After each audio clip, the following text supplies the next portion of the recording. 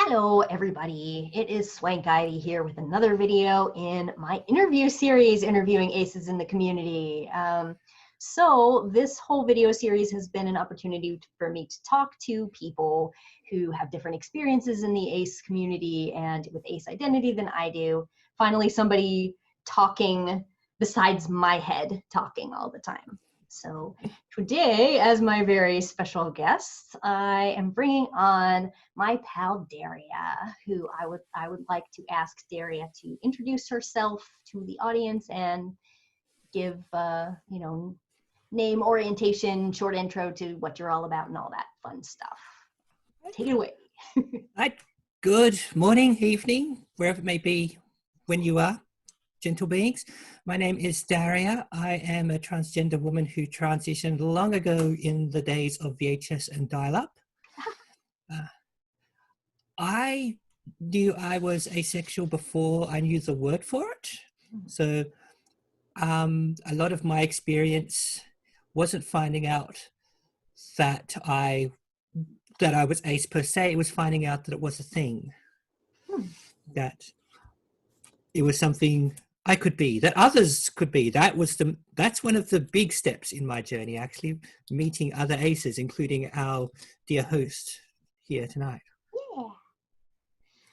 And you are in Australia, right? Yes, I am in Australia, Canberra, the nation's capital, as the number plates will tell you. Mm-hmm. And I have lived here all my life, so if I don't like it here, it's my own fault. I am also part of a few community groups, including the newish and growing ACT ACES, the asexual aromantic group of the Australian Capital Territory. And we have been running our own events and having our own little community. And I say little, but it started off with just a handful of people, and now there's enough of us to lose track of each other.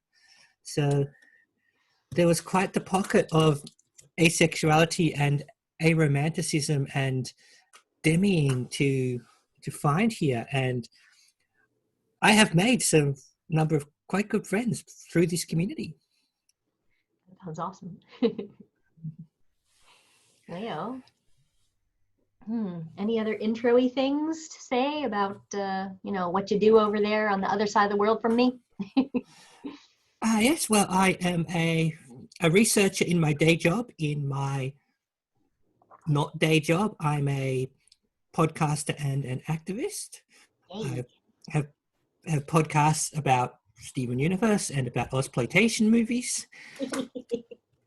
And I am an activist partly because, well, I just am. I have been living my lives for so long that I want to bring my experience to others, and if what I've been through can help anyone else, then all the better. That's pretty much how I see it. And I was here for the big marriage equality campaign and the big vote. That was a big thing a few years ago. I remember vividly watching when those we actually made an event for the announcement, for when the announcement was going to come through. So it was a party to celebrate or to commiserate or just to be around each other when it happened. It started off with, oh, what if some of us get together and have like a picnic or something, and maybe one of us brings a radio. And by the time it happened, hundreds of us were filling a park, and there was music and I guess a bit like a Jumbotron, to put it in American, that we could actually watch the coverage on, and the chief minister was hanging around there. Wow. And I remember when the announcement was coming, when the announcer had literally started the sentence that was going to tell us the results, and I was near two of my close friends who were a couple, and I can remember hearing them kind of gearing up to what kind of crying we're going to do, because they were holding each other so tight. Oh. And the odd thing I remember is I was thinking, oh, are they raising the screen so more of us can see it? Because I remember the screen appearing to elevate. Yeah. And I was like, and then it kicked into, no, the screen wasn't rising. I was falling. I was actually halfway through fainting and didn't know. Whoa. Uh, Wow. What a story. Oh my gosh. yeah, fortunately, I managed, knowing that in that second, managed to arrest it so I didn't miss the big announcement. And I think one of the friends helped me up, but we were sort of all, it was kind of hard to work out what our senses were doing at that point. Mm-hmm. And then, of course, we got the big yes thing and everyone erupted. And wow, it was just such a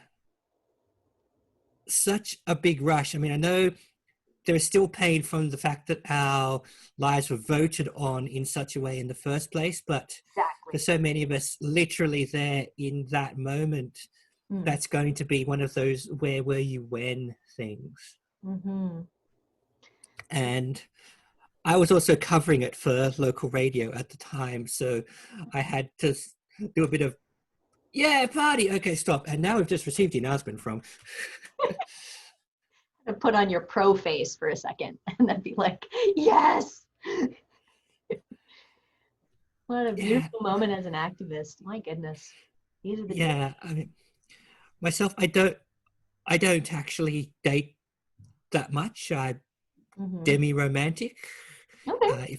If that's a thing. So it wasn't like I was hinging on my own wedding happening anytime soon, but it's such a big moment. It's beyond any one or two of us. Yeah. And in fact, now I am.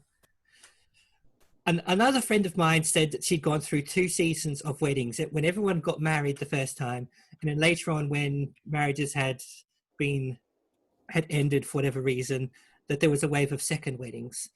And I am now in a third, because now it's when people are really getting it together after that announcement and having all the same gender and all the queer weddings. Yeah. And in fact, I'm going to one of my closest friends and former flatmate's wedding in just a couple of weeks. Congrats. So.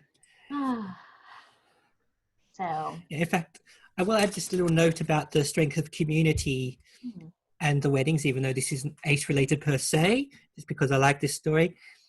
People amongst the rainbow community in this city have created what you'd call a wedding kit, which is a few boxes of stuff like lights and sound equipment and table dressings and all these little things that you need for weddings.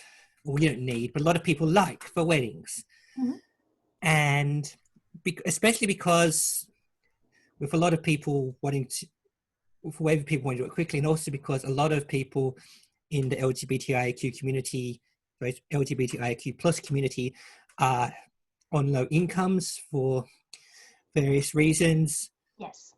This has become this kit that can go from couple to wedding, and people often contribute something they have or as it goes through their wedding, or just aware of it and lend their help. So I like, apart from the fact this does a practical thing, I like the sense of community that has created this.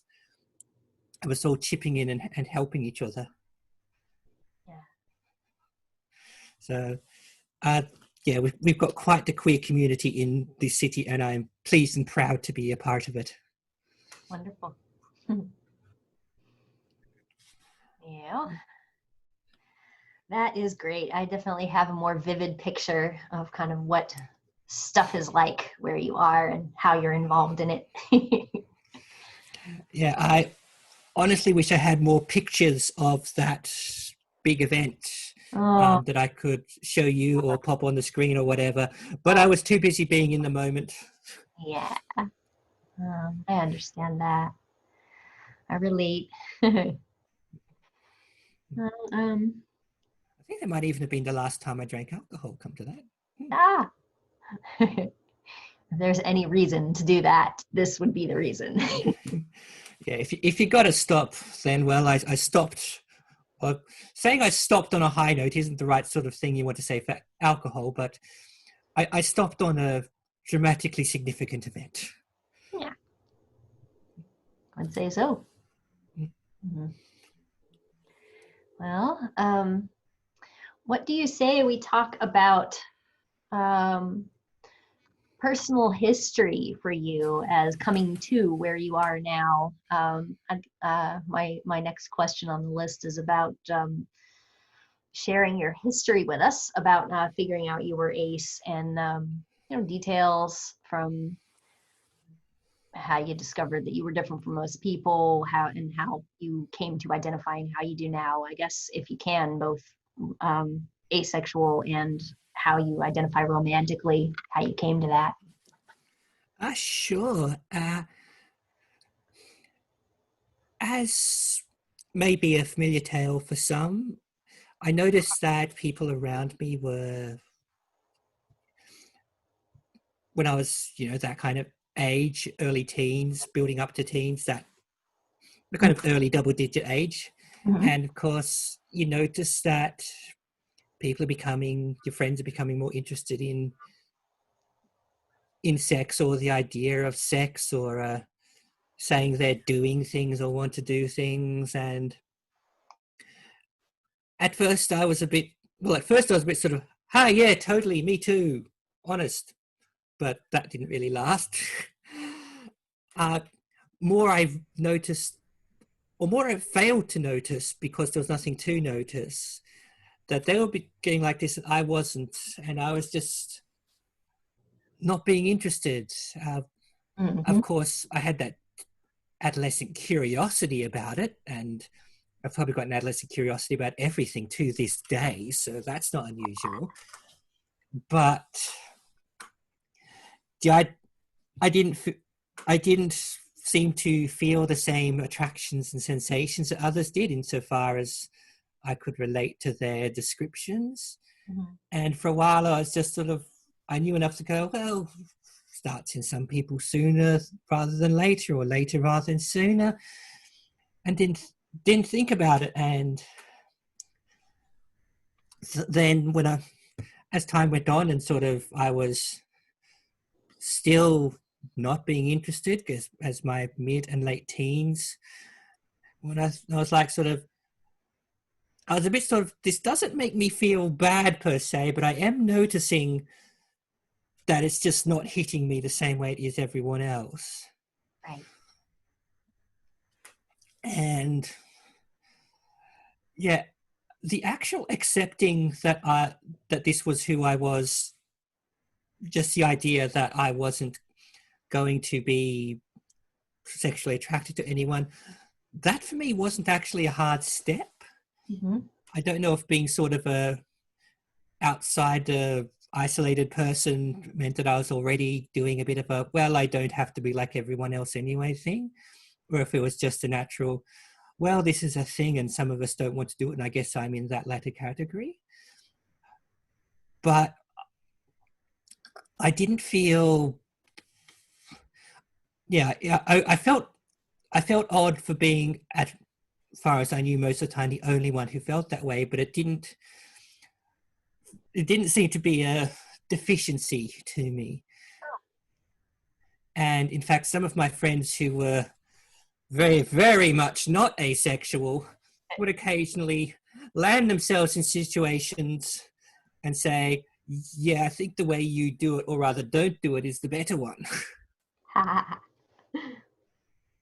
uh, Probably don't need to tell you what kinds of dating and sexual drama can begin in the late teens, early 20s, and continue, well, pretty much forever. Yeah. So I guess that was also a kind of a kind of acceptance that I may not have known I needed, that people are saying, yes, you've got the right idea, even if it's a tongue-in-cheek, this is a practical thing, you're not going to,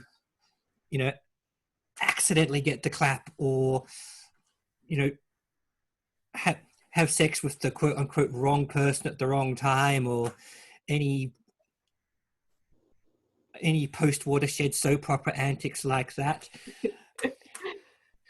But even that is still an acknowledgement that what I am doing is obviously a valid way to live for them. Uh-huh. And it does actually mean sometimes their antics seem a bit like a soap opera you're following too. But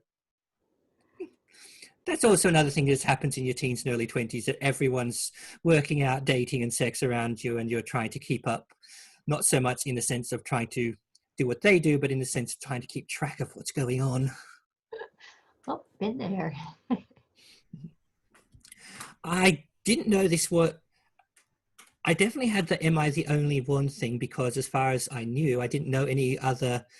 Well, I didn't know it was called asexual yet either, and I'm not even sure if it was called asexual for people at this point in time, where we're looking at the mid-1990s here. But I didn't actually know any other people, or rather, I later found out I did know one, but they didn't know either, so they weren't going to let on to me. And in fact, I went through trying to find a word for it, because I couldn't just jump on the internet and look up Avon at the time. And as far as I knew, well, I only knew asexual in the sense of asexual reproduction in the scientific sense, and that wouldn't have occurred to me. And I used a few terms like non-sexual, xerosexual, until I think it might even have been into this century. Maybe it was around 2000 that I found that asexual was a term that you could and did use for people. I found out that I was found out over time. This is truncating a number of years into a few sentences. That I wasn't aromantic. That I could fall in love, but it was a rare thing. And I have indeed dated a few times from that. And but again, I didn't know that, I didn't know that sooner or later someone would come along and say, hey, that's a split attraction model, as if it was a new thing. I just already felt, I was going to say, my attractions weren't split. It was just that I felt one kind, but not the other. Mm-hmm. And the one I did feel not very strongly. And there could be reasons for that. There could be not. That could just be how my personality works. That's one of those things I haven't really delved into, because I don't think I need to. I don't need to find out that I was bitten by a radioactive aromantic person or something. It wasn't me.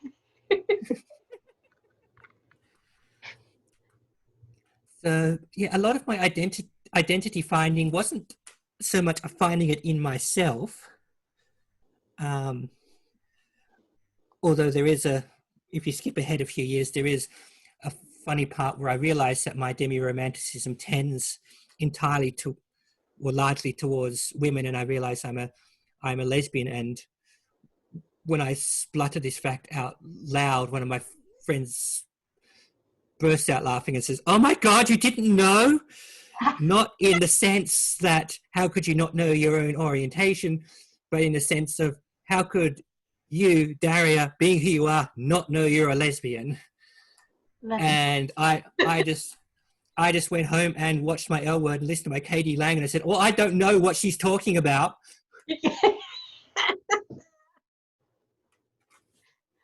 Oh my gosh.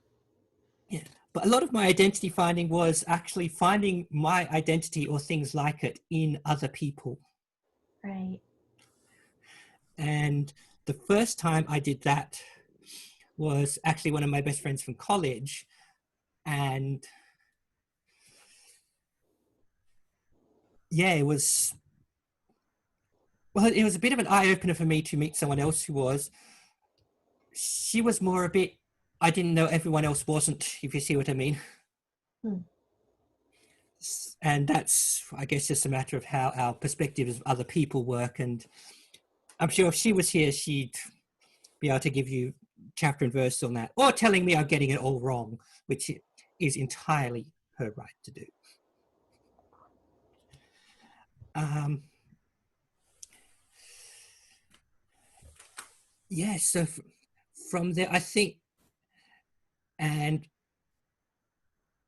yeah, I guess I discovered things like Avon sooner or later once the internet and the web became more of a thing, and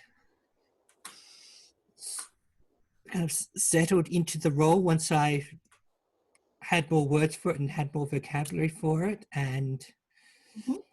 um, one doctor did ask if it was a concern for me because she thought she may be able to treat me if it was. But as soon as that sounds like a horrible medical bias thing, but as soon as I said I was fine and didn't want any quote unquote help with it, she said that's cool and dropped the matter instantly. Oh, that's good. Yeah. And bear in mind, this is when I was, I don't know, like 19 or something. So people of that age, I think it was fair for her to ask, is this a problem for you? Yeah. It is a bit assumptive, but I think it's not unreasonable to ask it to actually ask it rather than make the assumption, oh, then you'll want to be treated for it. Right. Here's a counselor's number. Yeah, she didn't assume it was a problem. She asked if it were a problem, and when I said no, she says, right, that's fine. And probably for all I know, also thought, yep, that's the right way to go. Mm. For all I know, she had a string of partners she was trying to sort out as well. I don't know. Sure. Yeah, and yeah, sort of half joined the online communities. Sort of started reading Avon, listening to a few asexual podcasts. This was early days of podcasting, so a few of them weren't actually that good, but it's sort of showing you who else is out there in the world. And I was recruited to a local radio show called Friday Night Lip Service, because they were basically, they were the queer women's radio show, and they wanted to handle all kinds of stripes of being a queer woman, not just be a lesbian show. And one of those was being asexual. And this word got around that they were looking, and then one of my friends suddenly said, "You're asexual, aren't you?" out of the blue, because I hadn't known this backstory at this point. I said, yeah, just thinking, where are we going with this? You're after a one night stand where not much happens. But yeah, she had heard from the other queer radio women that they were looking for an asexual, and she knew I was one, knew I had at least an interest, if not experience, in media. And I was on that show for a few years, and again, made some friends who are my friends to this day. And we even reviewed Swankivy here's book on the program. And that is part of what brings us right up to date with this conversation here and now, I guess. Oh, I would say so. Yeah, that's how I heard of you. People talk about your writing. You're just like, oh, suddenly I like them and think they're very intelligent and covering some very important topics in this world. I'm not Yeah, buying well, yeah, your book was actually a very good thing in the getting to know the rest of the ace world thing. Not the need to butter your bread too hard, but I'm sure you don't hate hearing it either. That cool to know. This was something written in nice, relatable language about asexual people, not sort of asexuality as an abstract concept. And yeah, sadly, I remember, in fact, this is when you ordered a book by going to a bookshop and asking if they could get it in for you. Oh, I remember those days. Yeah, and so I remember being quite pleased when it arrived, and that might be the last book I ordered in such a way. Oh no, there was a few others later, but yeah. Cool. And that kind of brings us to your current identity, where you feel like this is modern day Daria. asexual, demiromantic, lesbian, who's Yeah. awesome in this community and does a bunch of activism. Yeah. And I'm what I'd call polyamory open, if that makes sense. In that, so I will flesh it out just for a few viewers in that this was actually something that took me a lot of internal searching. And I think partly because of the practical angle that because I hardly ever have one partner, trying to process how I would deal with multiple partners was not something I spent a lot of time on. But because I had, by this point, a number of friends who were polyamorous of some stripe or another, I realized, I thought about how they related to each other and their partners and things. And I thought, I had some good chats with them about this. So it's not just sort of a word I appropriated one day, but I realized that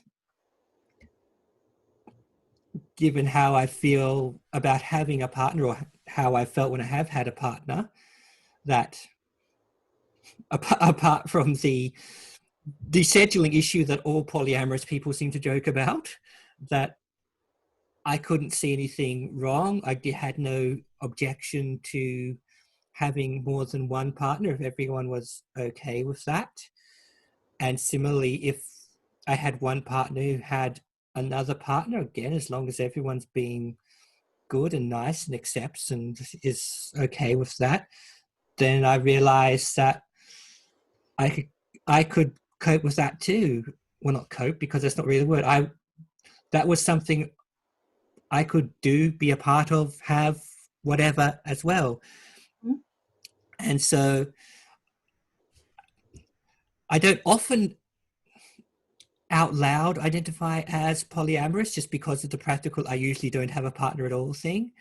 Mm-hmm. But it is an aspect or an identity I consider part of myself, probably also because in the past decade or so, I've also come to realize that even if you're being ace, you can still date people without needing to be, without needing to fall hard and be looking at setting up your picket fences and 2.4 cats or whatever. Yeah, definitely. So I have been on dates which didn't result in relationships or were just a few dates in a row. And everyone had fun and it was never supposed to be more than that. And that was cool. And I thought, oh, okay, yeah, I can live with that too. And it doesn't feel not part of anything I am. So I can date for fun, if you will. Cool. So yeah, so that's how I might partner if I had a partner. I find that kind of weirdly relatable because I feel like as an aromantic person, it doesn't make a lot of sense to say that I would be polyamorous either, because I don't know how much experiencing romantic attraction would change how I felt about how willing I'd be to share it. But as a person who just does not experience jealousy the way a lot of other people do, and as a person who has friendships centered as the most important non-familial relationship in my life, I feel like I would want to share that with as many people as possible, and I don't want to limit the possibilities of love. So I don't know how much of that is me not wanting to possess and limit another person, and how much of that is just me not even knowing what would go into that, so I'm kind of naive about it. But I think I would be poly if I was not asexual and not aromantic. I think that's how I would prefer to be. And I'll also add as the thing that the last the last inter date the last person I dated, I didn't even know I was dating at the time. So I which is such a me thing. It wasn't until Such a I thing. sort of I'd re-met them socially and got back to knowing them years later, and there was a group of us and they were saying like, oh yeah, No, I've looked at online dating things recently, but dating's never really worked out for me. Oh, except with Daria. Dating Daria was okay. It's like, oh, it counted. Okay, cool. And there are probably people who would have stepped up and gone, oh, hey, wait, what?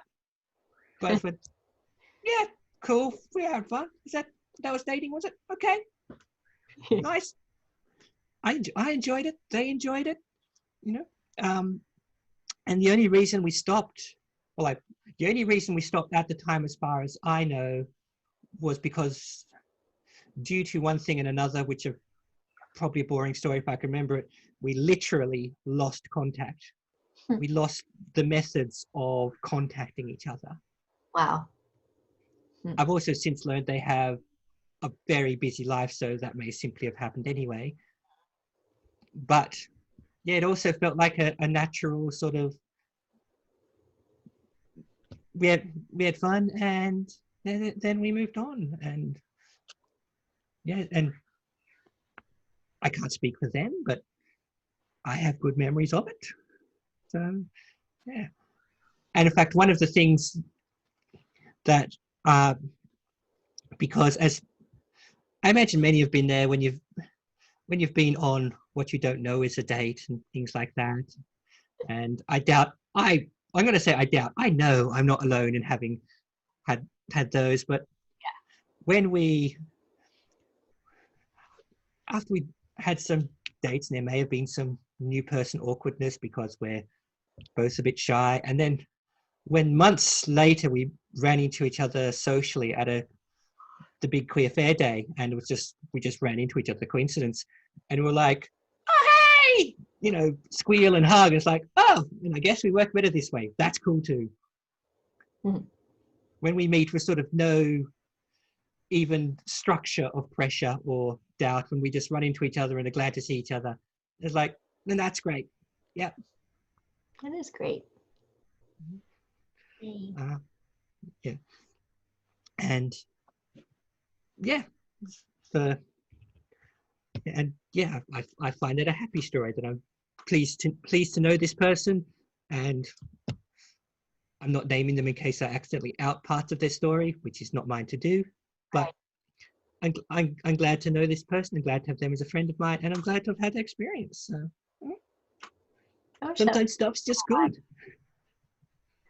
I think that if we stopped assuming that anybody who's an ex is like your enemy forever, or it means that you fundamentally can't interact with them as a person, it's just like, okay, you decided not to have this specific relationship with them. It's still fine to have them in your life and have positive feelings with them and continue to make memories with them and all that. So yeah, in fact, both the people who would count as my exes, I'm good friends with both of them. I'm going to one of their weddings.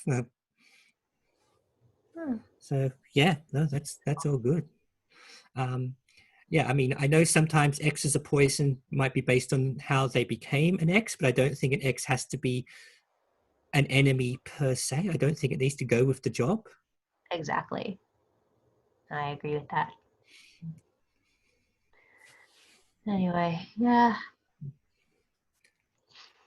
What do you say that we talk about some other AC stuff surrounding, well, as an activist, you are probably pretty dang out, but oh yeah. I would like I didn't know not to be out on this one. Right. But like, I didn't know it. Yeah, it's as I've said at one of the presentations, oh, I'm happy to talk about asexuality. It's getting me to stop. That's the trick. Right. I feel you on that. Coming out is it's a thing that we talk about as if everybody knows what it is, or there's a specific time that, okay, I came out at this day, this time, and it was like this, but it's so individual and it's so based on context as to who is this person to you, and in what context am I coming out, what am I telling them when I'm out, how out am I, that sort of thing. So Yeah, my next interview question for you would be, who do you share ACE stuff with, and like, has that kind of changed over time, or has it always kind of been you tell everybody when they're ready? I tell everybody, I think it's still, I tell everyone when they're ready, possibly before they're ready. Uh, I don't bring it up apropos of nothing, um, because that's anywhere between annoying to inappropriate. Like I don't pop into a work meeting and burst out because that's not a concern for the work meeting. Right. But by the same token, if people at work were benignly chatting about partners, I'd pop up with I often don't have one, and so yeah, I think because of the friends I was with as I codified in myself being ace, there was no big moment of coming out to do in that sense. Mm-hmm.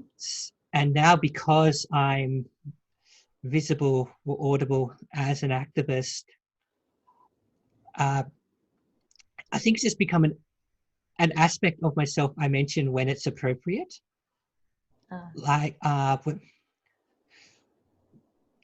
I'm doing an ACE 101 panel next week. Obviously, it's going to come up as that. But when someone else asked if I could do something that day, I said, "Oh no, I'm doing an asexuality 101 panel," and I didn't over delve into it. But nor did I sort of went, no, I have a thing. I have an appointment to wash my dog."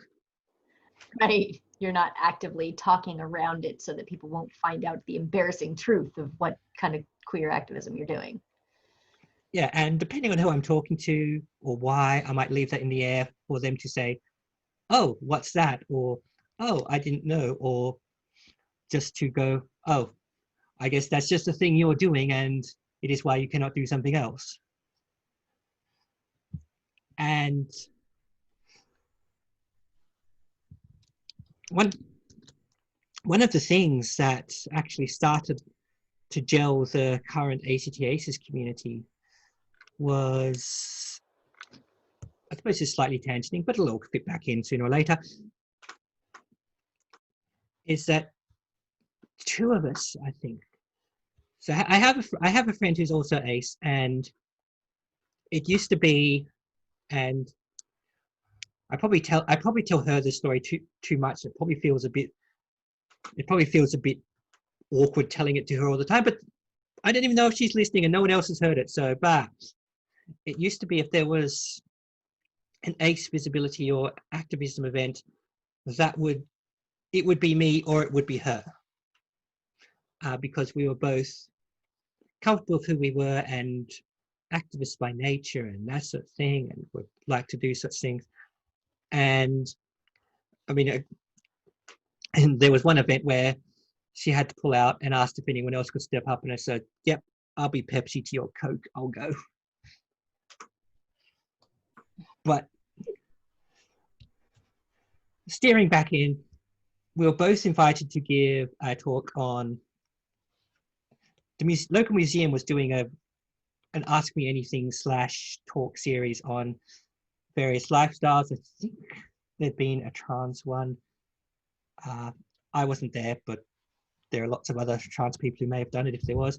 I know there was a polyamory one, and I think there might have been a kink one, or maybe that was just another one that happened at the same time. But you see the sort of, they're talking about aspects of lifestyles that the person on the street may not be instantly aware of. Anyway, we've both been invited to that, and she couldn't go for whatever reason. But I was like, well, I'm in the foyer anyway, so I'll just fly solo. And I was friends with the event runner, and just like, yeah, cool. I just had to make sure that you knew this and that you had to go there, and until then you can chill in the green room with the people from the other events. And as I was, and here's an ace moment. We're tangenting in a tangent here. There is a local performance group called Naked Girls Reading. it is exactly what it sounds like, in which women who are unclothed read things to you, and usually despite the name, the appeal is often in the how they read, what they read, that sort of thing. The first one I went to, I realized, oh, you don't notice they're naked because you're laughing too much. But they'd had some of the NGR at one of the events at this event, and so they just finished. I was waiting for mine, and they just sort of put their gowns back on and walked off stage and walked into the green room, and we're just chilling, talking, and one of them realized, just because she's moving about, that her gown had just completely come open, and she said, like, oh God, I hope I didn't offend you by putting everything on display. And I said, oh, I hope I didn't offend you by entirely not noticing. Yep. Ace moments. But anyway, as I'm just waiting around for my talk to give and having fun and exchanging true crime podcasts with the other performers there, that was fun. The event manager, I'm not sure of her actual title, she's now the event manager, comes back in and basically says, hi, I've got a friend, I've just learned that she's asexual and she thought she was the only one.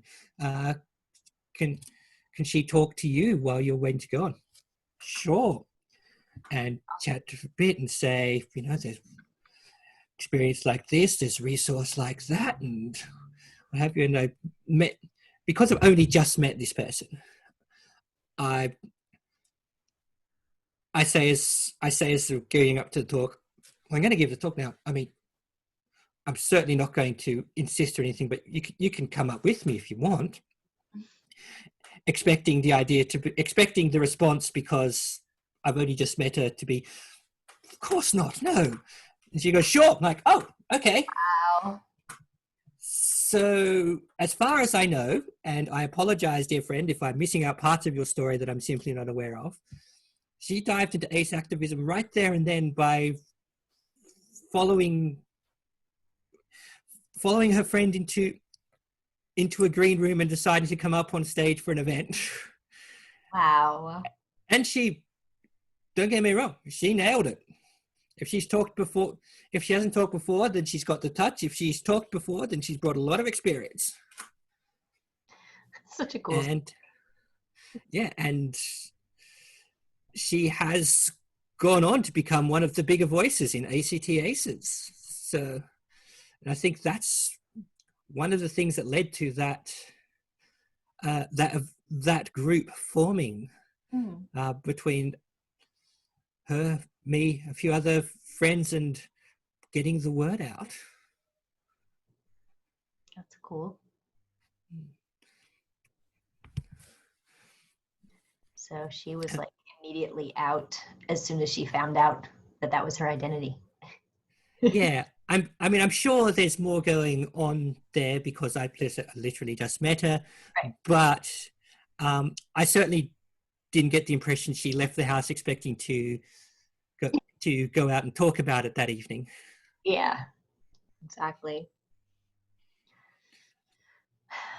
But like being an activist is kind of, it's like default out mode. And obviously I relate to that, is, if you're doing this and if you're writing about it and if you're a public figure on some level, there is no not out, but then you still have to have personal relationships with other people who may not be involved in that or may not know what exactly you do or what it means for you. So I don't know, do you have any interesting thoughts on kind of how you talked to maybe family or people who had known you for a really long time about that? Like, I mean, just if I can interject that personally, I don't feel like I ever came out to anyone in my family. It was just like eventually I was talking about it like incidentally, and no one ever expected anything different from me. It was just, that's how I've always been. And maybe now it has a name. I doubt any of them can remember me coming out because I don't feel like I did. But for some people, it's a really big deal. So I don't know if you've had a similar experience like that.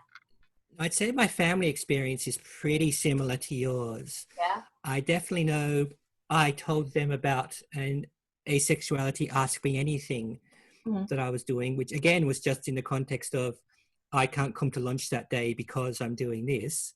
So in another case of not flaunting but not hiding, and it was like, oh, okay, right, cool. Can you come on this day? And then when I did see them next, they're like, oh, how did the event go? How did the Ask Me Anything go? We actually were going to come along, but it turns out something popped up on our end as well. And again, even not knowing how dedicated they were or not to coming, that's still a thing they can say that shows they're interested. And they asked some of the highlights I could share without, breaking any confidentiality rules. But usually there's a story you can share that doesn't hurt anyone. In this case, they were heartwarmed by, at this one, there was a chap in his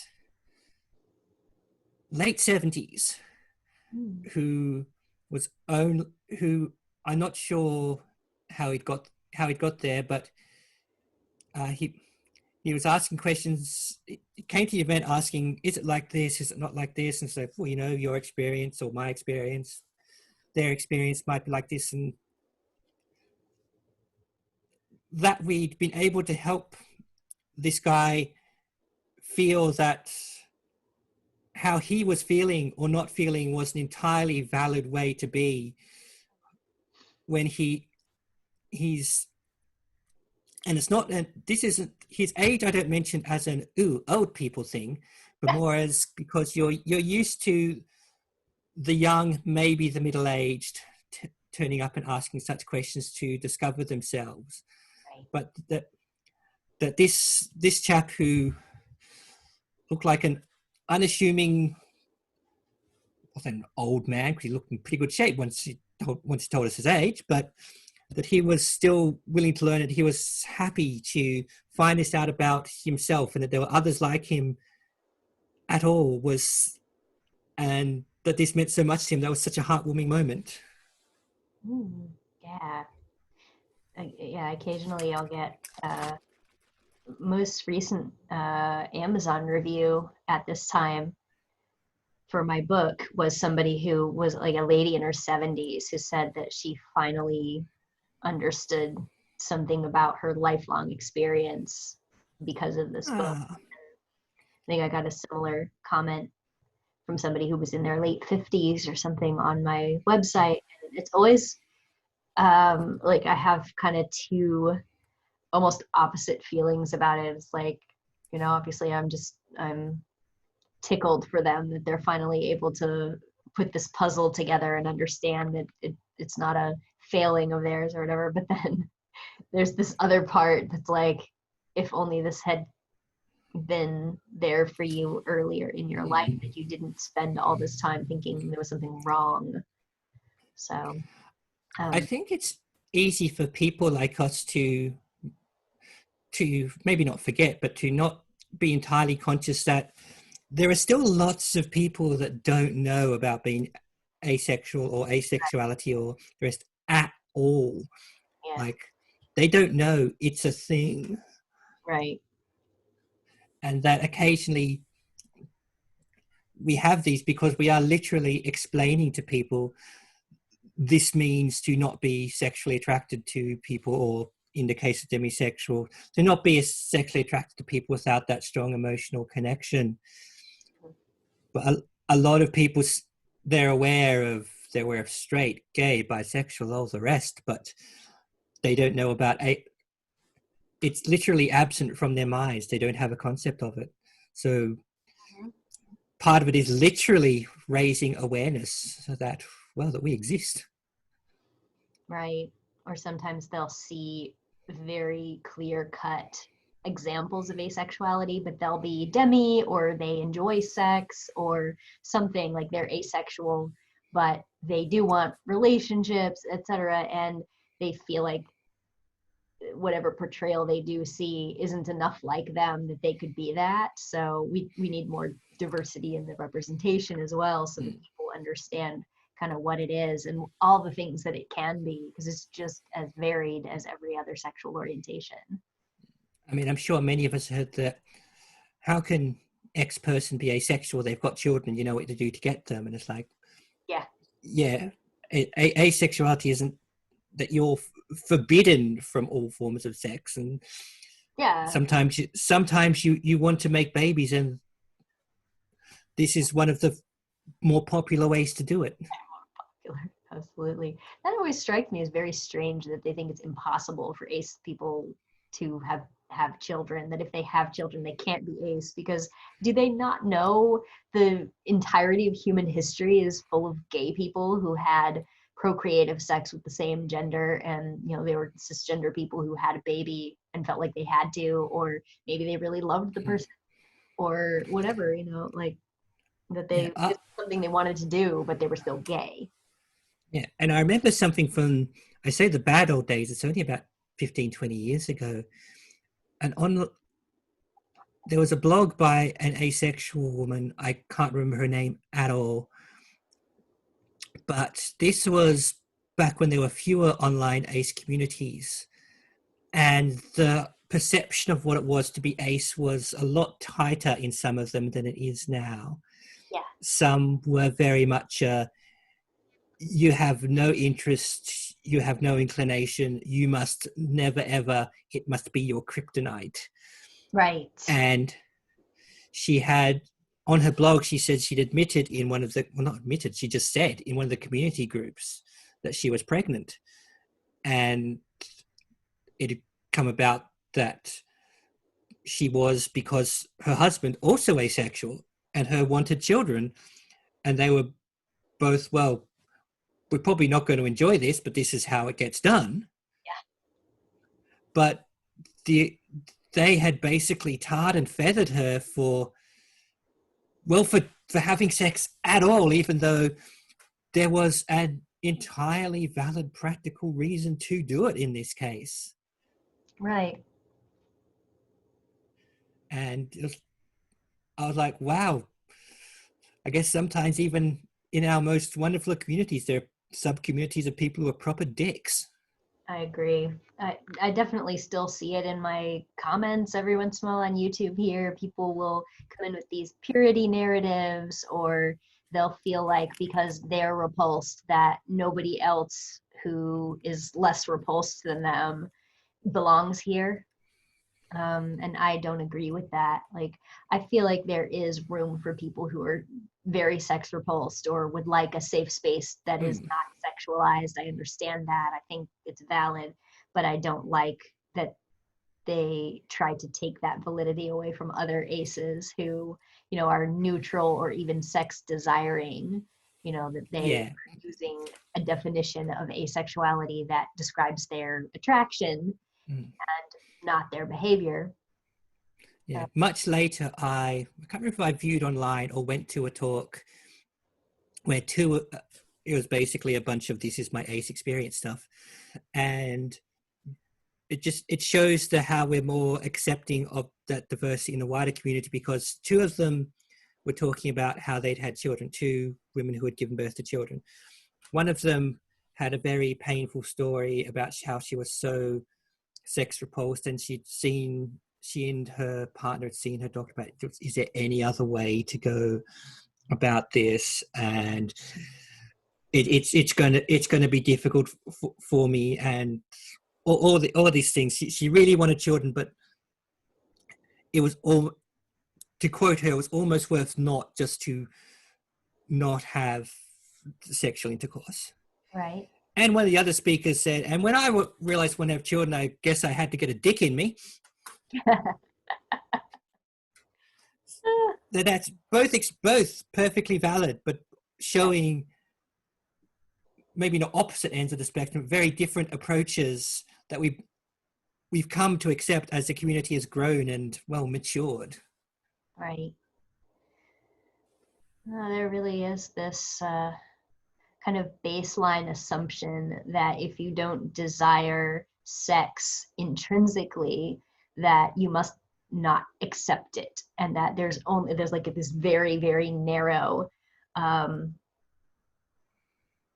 space for what we can be and what makes sense for us to be, or what it even is practical to call it. But we're all just people having different experiences that kind of fall into distributions, and like we might give titles to little clusters on this graph that help us find other people who are having similar enough experiences that we want to name it and feel less alone.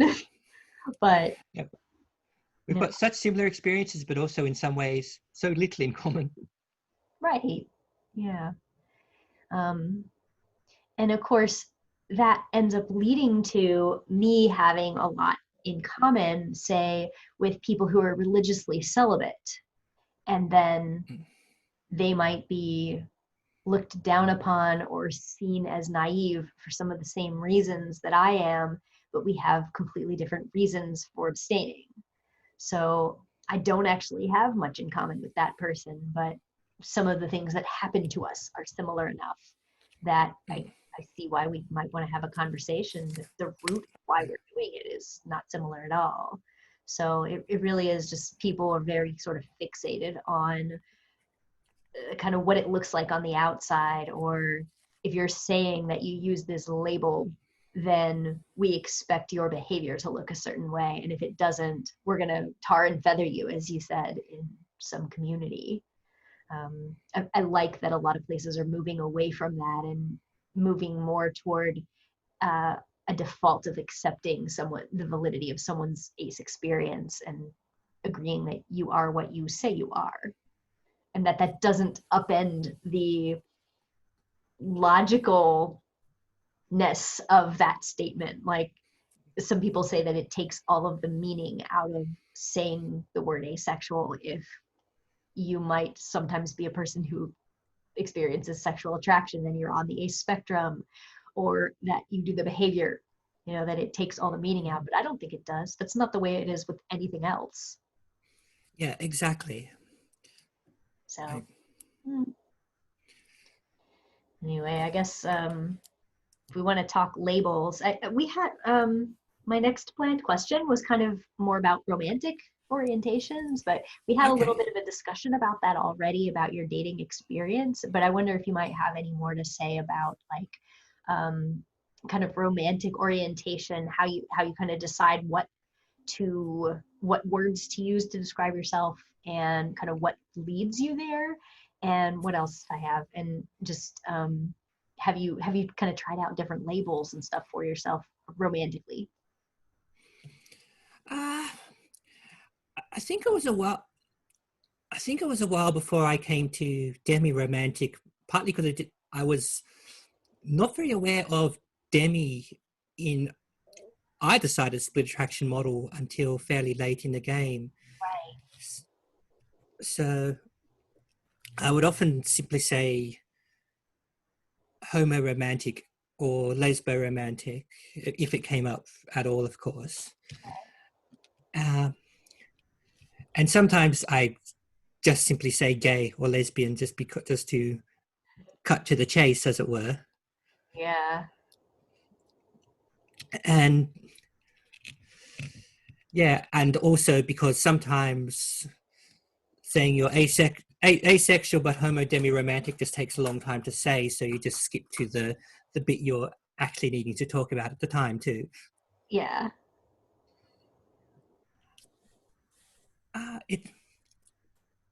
It's interesting how others can process this. So I've certainly had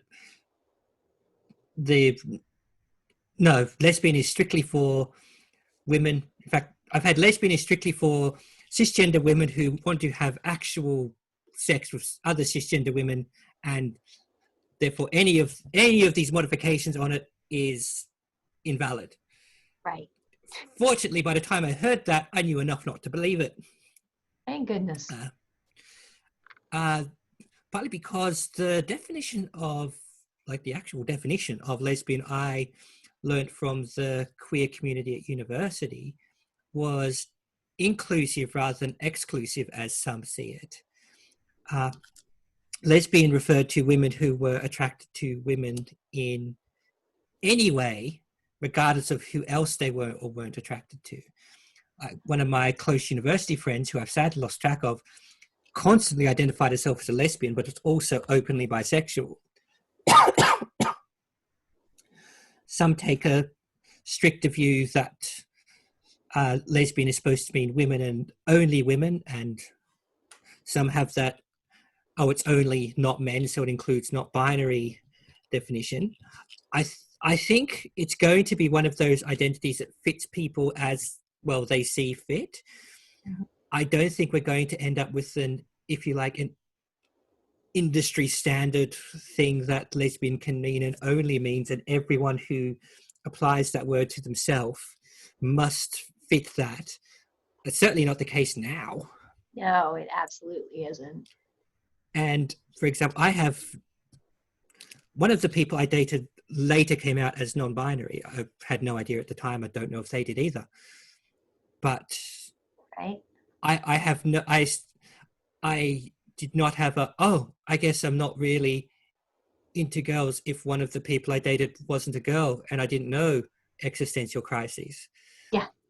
I do acknowledge it means my dating palette might be wider than I originally thought, but don't I don't feel invalidated. I feel, oh, good for them that they've come to know themselves. It doesn't fundamentally change anything about how you experienced your attraction to them. Yeah. And like I said, those are good memories. So if one of them was based on an inaccuracy I didn't know was inaccurate, well, so be it. I didn't know their surname at the time either. Right, exactly. Yeah.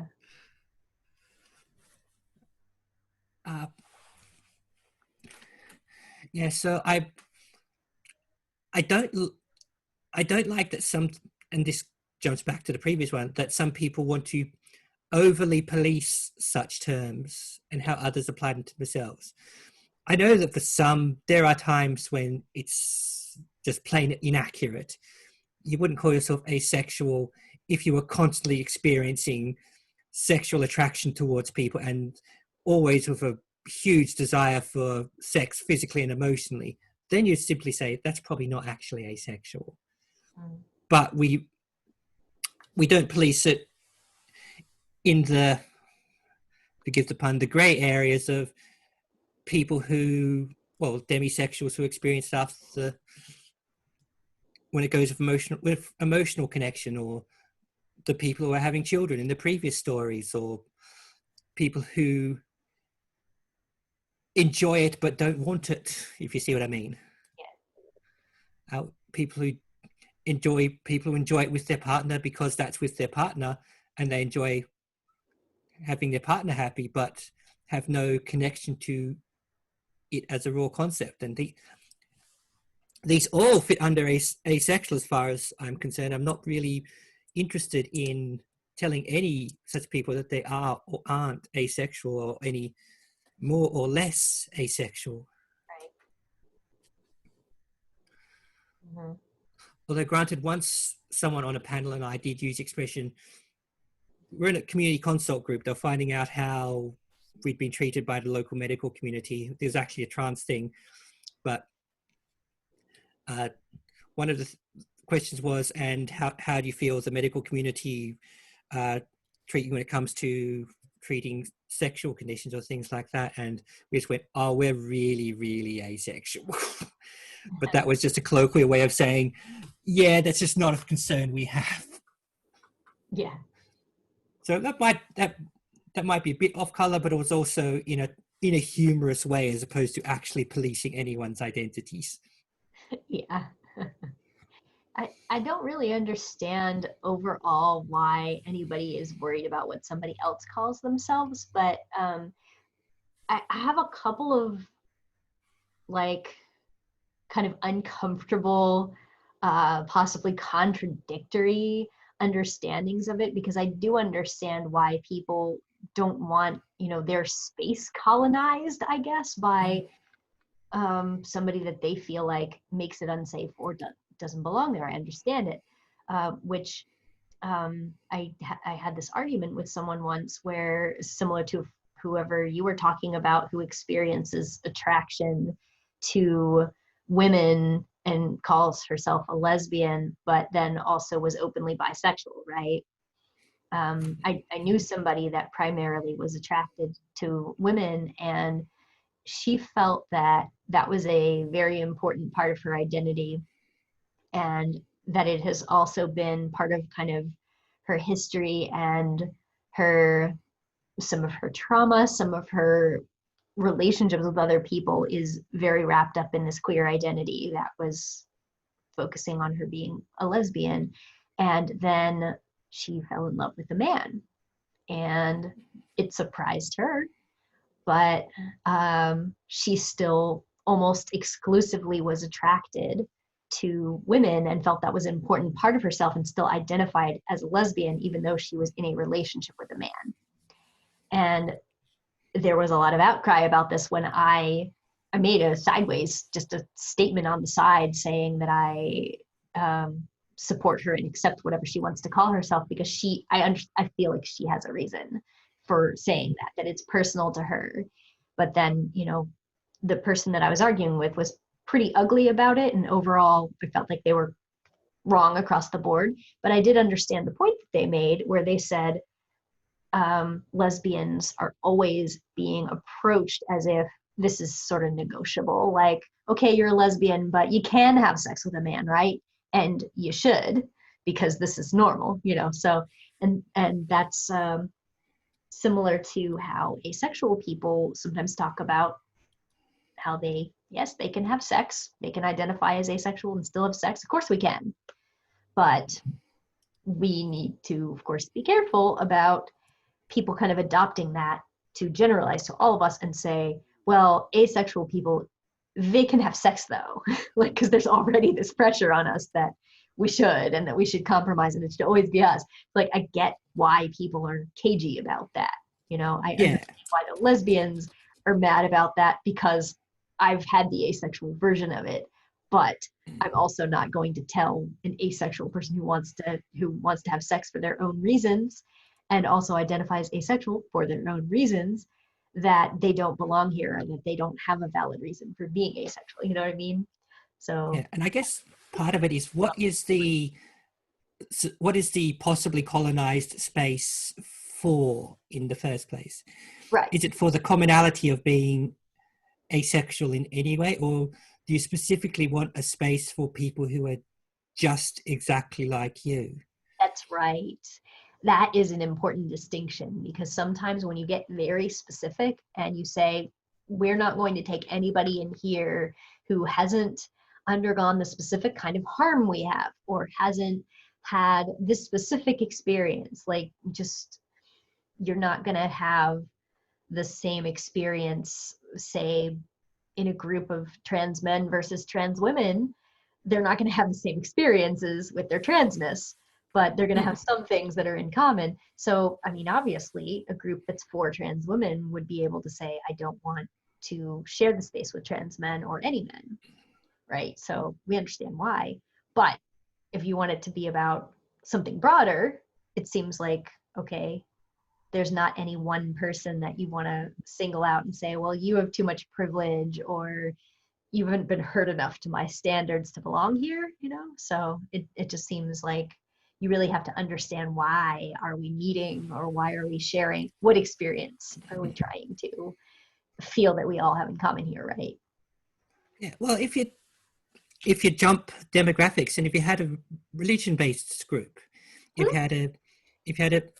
if you had your local Christian meetup, or your local Jewish group, or your local Islam club, that sounds weird to say club, but your local Islam society. Sure. Are you assuming everyone is going to be there who interprets the teachings or the traditions of their religion in exactly the same way? Right. And in fact, I can tell you, because we did a queerness and religion panel on another thing once, that's unlikely to be the case. Very unlikely. Yeah. So, you could have your Christian group, and I'm just using Christian because it talks my own experience. You could have your Christian group, but that will be the commonality of being Christian. It might not be the commonality of young earth creationism, or or believing in a humanist side to practices, or believing that such and such a thing is a forgivable or not sin. And there are ways, if you want to make smaller groups based on those, that's possible. But what you've got to ask yourself is, why am I forming a community, and is who I want out and who I want in, where is the line, and which do I think is more important? Yeah. And there might be legit reasons to make a very small, very specific group. I get it, but that just means kind of like I was contacted one time by someone who wanted to know what they should do when they wanted to ask a queer group on their campus to be ACE inclusive. Like, we noticed that we weren't in the acronym and you didn't include our flag. Are ACEs welcome here or not? And the person wrote back and said, no, they're not. And she's like, why? And they gave her some kind of BS answer saying, you don't belong here because we have all these misconceptions about what asexuality is and what a broader queer group is for. You somehow don't fit any of these reasons by our misunderstanding of what asexuality is. And the person was really hurt about it and was like, what should I say to this person to convince them that we fit in their definition by all of their standards?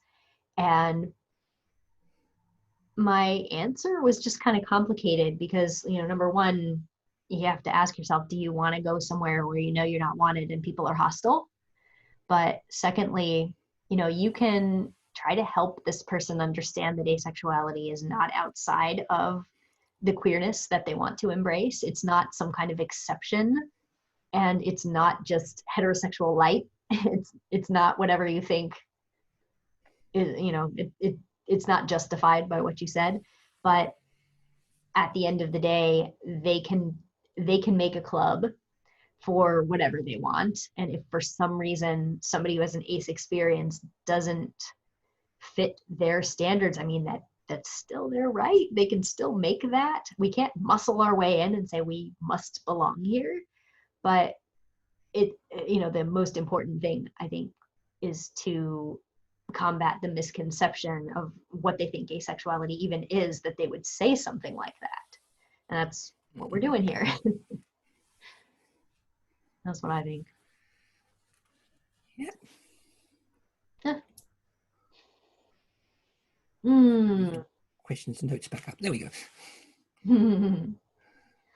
Yeah. Well, I guess that would be a good segue to talk about other kind of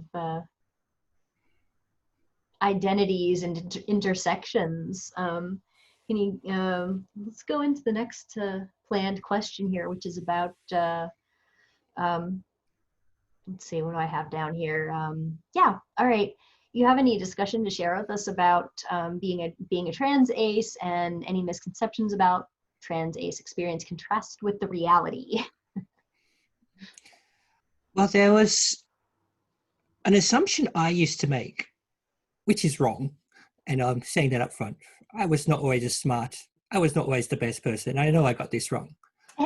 But there was an assumption I used to make that being trans went with such gender dysphoria that a lot of trans people were ace because they didn't like the idea of using their parts, particularly not of getting pleasure from a part of themselves they did not like. Right. And I believed that for quite some time. Right. And while the logic tracks, it's simply not true. Yeah. So in that way, I thought my identities intersected far more than they do. I thought maybe that's why I'm ace, but I no longer believe that. I'm more just owning up to my own misconceptions. Oh, that's interesting. I have talked to trans people who, while probably not ace in the terms we usually mean, though, have said things like, oh, I just don't want to do sex until I get my surgery. But that's not the same as being ace. That's being celibate or sex avoidant or possibly doing something else that may or may not count as sex. I see. Uh, a lot of the intersections I've found is here, at least. I know this isn't the case in other cities. There's a lot of mingling between queer groups to the point that we have a overall queer community. I know some places are more or less separated. I know there are some places where there shall be no overlap between the trans group and the lesbian group and the gay men group and the non-binary group and the etc etc. Uh-huh. I've been to cities like that and it felt kind of weird. It's like you've walked into the classroom and found that kids with a certain length fingernails won't be allowed in. So this intermingling of groups has made people open, a lot of the ones I know, open to ideas and open to different ways of being and things. Uh-huh. So in that sense, people I've known in the trans community, even if they're not ace themselves, have been more likely to go, oh, you're ace, right? Okay, cool. Next question. Yeah. Uh, I I now no longer think that those parts of my identity are linked, other than both being parts of my identity. Mm-hmm. In that someone once said much later, do you think you'd be ace if you weren't trans, or do you think you would be trans if you weren't ace? And it comes down to, by this point, I am both. I don't know. So to not be one of those things wouldn't be me. But I don't think it is a causal thing. Right. Yeah. Uh, in fact, just to show how blended the community was, what one of my friends who, when I first met them, I'd heard them being Activism on the radio because I'd recognized their name and voice. And they went, oh, wait, was I being ace or was I being poly? That's I love it. That's the kind of community. And yeah, and there's such a huge overlap. While this isn't queer per se to many people, there's such a huge overlap between the poly and kink communities here. Yeah. To the point that I think many of people just think it's one community with a few outliers. Right. The Venn diagram is almost overlapping everything. Yeah, but I am aware that also I make it sound abstract. I know that some trans people have trouble because they do want to have sex with people, but are alarmed at the notion of how much does the person I'm going to have sex with understand about, especially if they're pre or non, if they've not had surgery at all. You know, how much is the person I'm going to sleep with going really on board the fact that I'm a woman with a penis or a man with a vulva or whatever else? Uh-huh. And that can put them, it doesn't put them off sex in the terms of they don't want to have it, but it makes them, so unravel my vocabulary, it can make them sex repulsed in a sort of very specific manner when it comes to the actual execution, if you will. Yes. I've heard that from a bunch of trans aces actually. And especially if they're talking about people they don't know very well, they're also balancing up, am I risking my desire for sex with my desire to stay alive? Uh-huh. And we've sadly all read stories of where balance has not ended up well for people. Right.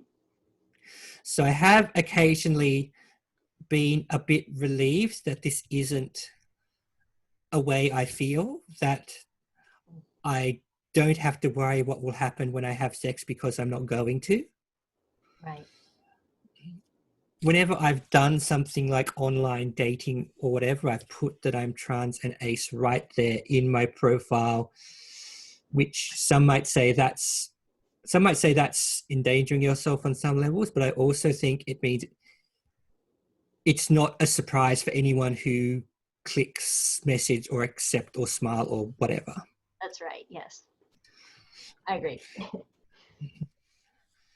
So I think sadly, dating while trans, even in 2020, isn't a risk-free activity, and that's a horrible thing. Yes. And compounded when you throw in the sex part, because that's, again, if there's been no surgery, that's when it can really literally be revealed. Yeah. But yeah, that's a sadness that's not really connected to aceness in and of itself. And Right. well, that's one of the other things I fight against. And sadly, one of the reasons we have a Trans Day of Remembrance every November. Yes. So yeah, especially in later years, I feel being trans and ace is part of me as a complete being, Mm-hmm. insofar as I or anyone is. As I said, there were times when I thought there were things causing each other, or might even have been separate aspects. And maybe to some people it does still work like that on some level, but I can't speak for them. I can only speak for my own internal intersectionality. Yeah. But I also don't feel the need, when I'm talking about it, to lace every mention of transness with aceness, or aceness with transness, because I believe I am trans and I am ace, and as well as being wrapped up together, they are also complete in and of themselves. That makes sense to me. Yes, it's very yin yang. Oh, look, everybody yin yang tattoos. There we go. See, I can pretend I did that on purpose. It's nice. I like it. Yeah, and of course, the other thing is that by now I also know a bundle of trans aces. So go figure. Weird as it might be to say, I relate to an aspect of what you were saying where when I was growing up, I thought that being aromantic and being asexual were like all kind of the same thing for me. And for me, I felt like one maybe caused the other, and that I didn't want to get involved with romance because I also didn't want sex. And it just, talking to other people made me understand there's two separate desires and that they might occur separately. But for me, it's all meshed together, and there might be some aspects of it that are affected by each other, but it's all inside the same person. So, I mean, why do I need to have them be completely separate to be authentically that? You know what I mean? So I now experience them as a different kinds of things. Like that, if something changed, I could imagine something changing where I might want to be in a relationship with someone, and I still think this over here would still be an action where I wouldn't desire them sexually. But who knows? But yeah, such a I was even just talking to someone the other day who is thoroughly alloromantic and allosexual, and in fact heavily into kink, which slightly ties into this, because I can't remember what aspect she was talking about, but she was saying not to anyone, sort of just saying to the world, I know there are things I enjoy because I find them sexual, but I don't think that means that if you enjoy them, it means because you find them sexual. Yeah. And she was talking to the abstract you rather than me specifically, but that was the manner she lived by. She was like, that's me. This is my thing. I am, my sex and romance and kink is all tied up, but to someone else, these might be three separate things. Yeah. And we each get to define kind of how we experience those things and talk about how we see them in our reality. And to borrow from her addendum, what am I going to tell you it turns you on because it turns me on? That doesn't even make sense. Yeah, exactly. That's why a lot of these kind of externally performed studies that are done on us feel a little bit bogus, because I understand where they're coming from, because they want to understand us kind of in the whole spectrum of sexuality, and they're used to testing what turns people on with certain instruments or whatever, and they're drawing conclusions about our experiences if they measure using the same things. But like, I could imagine somebody saying, okay, here's a man, and I'm testing his arousal with some kind of instrument, and based on what porn I'm showing him, I'm going to decide what he's attracted to. But you don't know what's going through his head. Like, you don't know if he's attracted to that, gay movie, or if he's imagining what it would be like to be one of those guys, Yeah. Or if his mind's just wandered somewhere. Right. I mean, you can't do something like that and then say, I'm going to show you a bunch of stuff, and whatever you happen to be looking at right now, when I'm getting readings on my machine that are consistent with being aroused, that I'm going to decide you find that attractive and you would realistically have sex with that. Like, you can't do that for anyone, really. But they're just kind of deciding that we would respond the way maybe it's typical to respond, not just in a weird context like that, but just in general. They would see us do and say and want certain things if XYZ was true. And that's not even how it works for us. Yeah, I mean, I've got a book of awesome fetish photography, and the reason I have it is because it's awesome photography.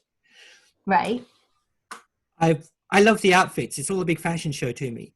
Right. I am well aware to many people this is their thing, this is their turn on, this is completely sexual to them. Right. But I don't feel compromised just thinking it's awesome and that's the end of it. I don't go, oh, maybe I'm not really ace because I think that black number with the tie just was on point. Right.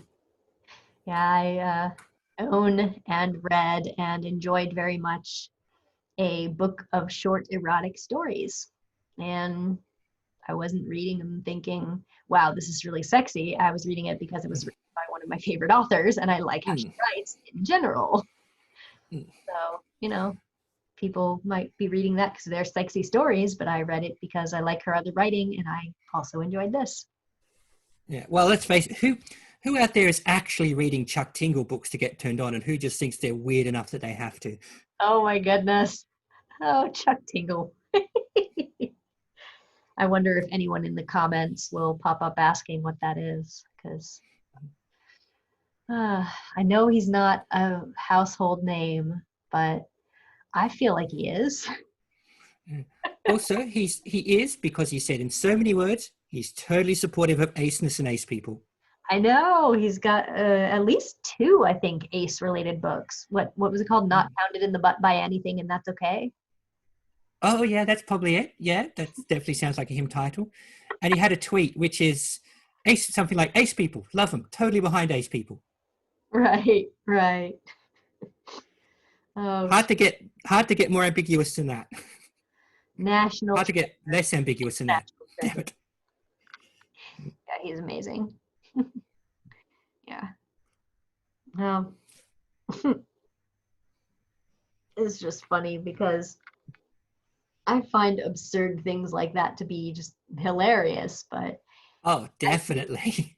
I think the common narrative is that, like, we're grossed out by anything that's sexual, and obviously that's so far from the truth. Like, the thing is, if you're not turned on by it, you might be more likely to laugh at it. Oh yeah, I mean, I know people who are incredibly sexually repulsed, and some for reasons they'll say, and some for no reason whatsoever. Right.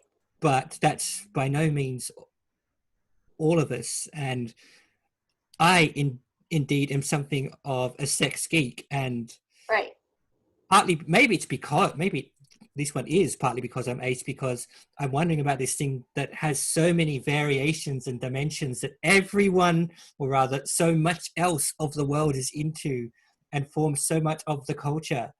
but I do not partake in myself. Right. So it becomes this anthropological interest.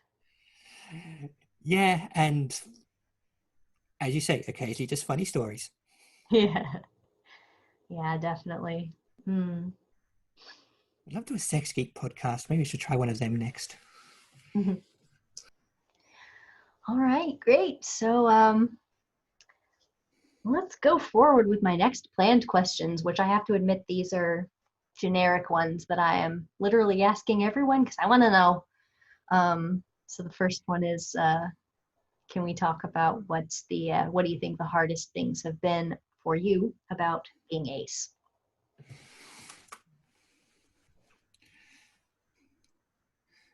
I guess early on there was a bit of isolation, Mhm. uh, but as we covered, I didn't really get that oh, maybe there's something wrong with me thing so much. So the social isolation that comes with being different to one's peers, especially of that age, the reasons for the difference didn't hurt as much as they might have otherwise. What else would be hard for? I guess for a while I thought dating was or would be harder, partly believing that there weren't many other ace people out there or people who would be willing to date someone who was ace. It wasn't a huge thing most of the time because I was not hugely interested in dating anyway. Yeah. So I'm really softening most of these responses, I'm realizing, but it's kind of how it was in some ways. Right. Uh, but yeah, in a largely allosexual world, if you are looking at dating as an ace person, you've really got to lay that on the table, because it's it's not the sort of thing you can assume someone else is going to be in sync with, or as we've covered, even aware of.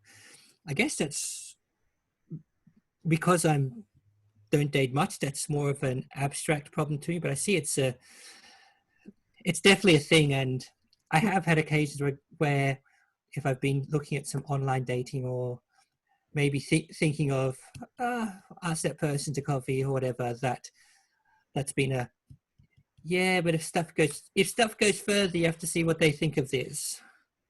Ah, That's less of a thing now, but that's for the sort of thing we've already covered, that I've sort of become much more aware of myself, and right. also that people know aceness more of a thing now is definitely something that makes a lot of the hardness of being ace diminish, because a lot of it is based on its lack of awareness. It's still There's still work to be done, but we're now in an era when we've got a word for it and definitions we can point to. Right. If somebody Googles it, they're not going to find just my name talking about it on my blog or something. They will find a whole community. So yeah, yeah, that makes sense. Um, I've occasionally wondered kind of if I did date, or even like as a person who doesn't date but meets people, who might maybe, I don't know, maybe some of the friendships that I've had are described by I used to date this girl and I never know. But like I wonder sometimes if I didn't say anything and they didn't know, what would they think was going to happen? Because you don't necessarily have to tell them, hey, this isn't a date. Like they should be able to kind of follow the vibe or Yeah, the yeah, when it comes from the other side, if you will. right. So I've wondered sometimes, like,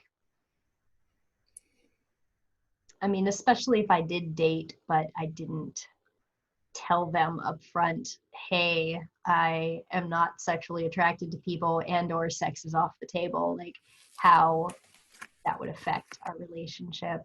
And all I know is that I have no reason not to tell them early on in friendships and stuff. And I have definitely seen conversations just stop, you know, because they wanted something that I wasn't going to give them. So they don't see any point in even bothering with me or wasting time because I won't be having sex with them.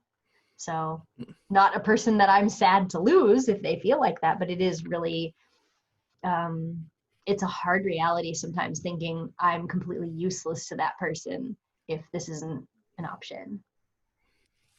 Feels bad, man. I sometimes wonder if I don't know when people are attracted to me because I'm ace or just because I just don't notice stuff.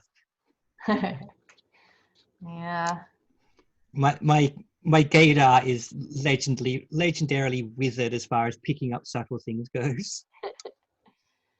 Oh, well, I'm not sure what to say about my situation just because I don't know. I've definitely experienced a lot of overt commentary and interest, and none of it is wanted. So I don't know. I wonder about some of the more subtle ones that maybe I was just being intentionally obtuse about it in the moment, and they got sick of it. You know what I mean? Well, I'm sure I don't know what you mean. No, I've missed stuff or occasionally cluelessly hurt people just for being sort of generally unperceptive and Mm-hmm. not necessarily aware of how everyone else works. And Mm-hmm. well, that's on me. I can only hope to do better in that regard because I don't want to hurt people, and I Yeah. would apologize to anyone watching who I have hurt. I'm sorry. I Yeah. certainly don't plan to do it again. But yeah, we've also had some nice stuff coming the other way when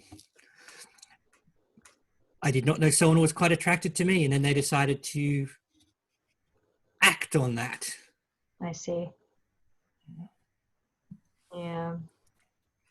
And in fact, yeah, oh wow, that was a hard part about being ace. I've only just reconnected the parts of the story, even though I've told it before, in that someone once performed what I know now was a kind of sexual assault and basically said, yeah, it's okay for me to do this to you because of the ace thing, because this doesn't mean anything to you. What? I've heard that concept before, but yeah, I've never had to deal with it like from a person to me. Yeah, but yeah, by this point I knew enough to know, no, that's not how it works. This is, for want of a better word, let's just say bad touch. Right. And I'm also aware this person was possibly even more socially stunted than I was. I can only hope they're doing better now and not also trying not to, or not hurting anyone else. Right. But yeah, it wasn't until quite a long time afterwards I realized what had actually happened and how to put it together. I see. So part of the reason I didn't often tell that story was because I wasn't actually aware of all the parts in a row to tell it, which is something that can happen in, I was going to know that not the heat of the moment, that's not the right way to put it, but in an isolated perspective, if you will. Mm-hmm. But yeah, it wasn't until I told it later that someone sort of framed it as what it had actually been. I was like, wow, that actually is kind of screwed up on, well, in many ways. Mm-hmm. And yeah, as you say, you've heard of it happening before. There's the invalidation of personhood that someone could link to being ace in such a circumstance. Yes, absolutely. Because the context in which I heard it was hypothetical, but it was someone, they were saying it to me, but they were not, I was not in the situation, it was online. Mm. And they said that I was selfish if I wouldn't perform sexual acts because, you know, unless I actually have a problem and I'm scared of sex and have a problem that needs to be fixed, you know, I have to be neutral or positive about it to not be messed up, you know? Mm. So they're like, if you were really asexual, then you would just be neutral to this, and therefore you're selfish for not giving it to people. And I'm like, on what planet are you neutral about sex that you actively do not want? Like, I know that you as a straight man, this guy that's messing with me, I know that you as a straight guy are not neutral about sex with your male best friend, and that you're not going to conceive that as just a bro move. Like, yeah, just have a sex act with your bro, because that's what bros do for bros. What, aren't we bros? So it's like, that's not how it Granted, works. some bros do, but Yeah, I mean, that's if that's how you're doing it. But if you're doing bros with benefits, that it's certainly not the heteronormative ideal that they're trying to apply to me. That it really does come back to what you said about personhood, because I'm just like, I'm perceived as selfish for caring about and thinking that I have the right to control my body, who interacts with it in a sexual way. Like that, it's indicative of a flaw of my character if I won't let someone use my body in the way they want. And that just, that being ace makes me that to them. It's really yeah. gross. And I guess as in your story, I was enough to know, hey, no, I know that's not how that works. Mm-hmm. So I was, let's just say I was not pleased, Right. to put it very mildly. But I had already come to the point on my own journey where it didn't invalidate me connected to my aceness. I felt horrible that they felt that way, that they could just plow through what my wishes might be, that they could do things to me. Right. But I could easily see, also tied up in your story, how someone who had not been through that part of their journey or had not come to the same conclusion go, oh yeah, they're right. As an asexual or whatever stripe of ace person, I shouldn't feel this way. I'm not right to. I should just allow this. And that's a horrible thing to think of, people doing that. Right.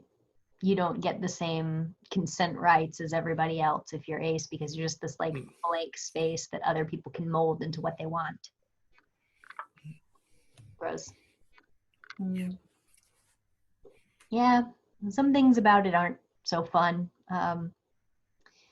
Personally, I feel like I don't have that many negative stories about aceness itself. Like, kind of similar to you, it didn't hurt me to be that way, that it wasn't upsetting to me or feeling like I was wrong.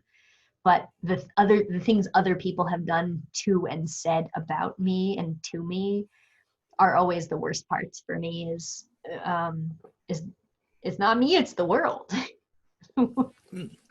It sounds a little bit selfish, but like, hey, the whole world is wrong. But Yeah, sometimes and they are. even in my story, even though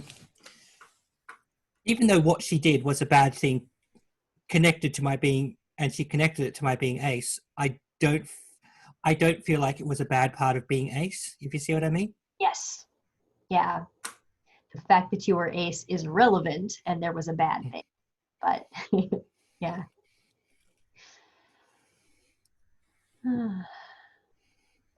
So what do you say we talk about the good things? The best. The good things. We've brushed on some of them, or at least that people have told me of some of them, that I am not constantly making messes with sexual partners. which ace people could do, but I think it is at least, I don't think it's invalidating to say it's at least statistically less often. Oh, I agree. I remember someone saying, as an ace, I never have to try to figure out where did I leave my pants.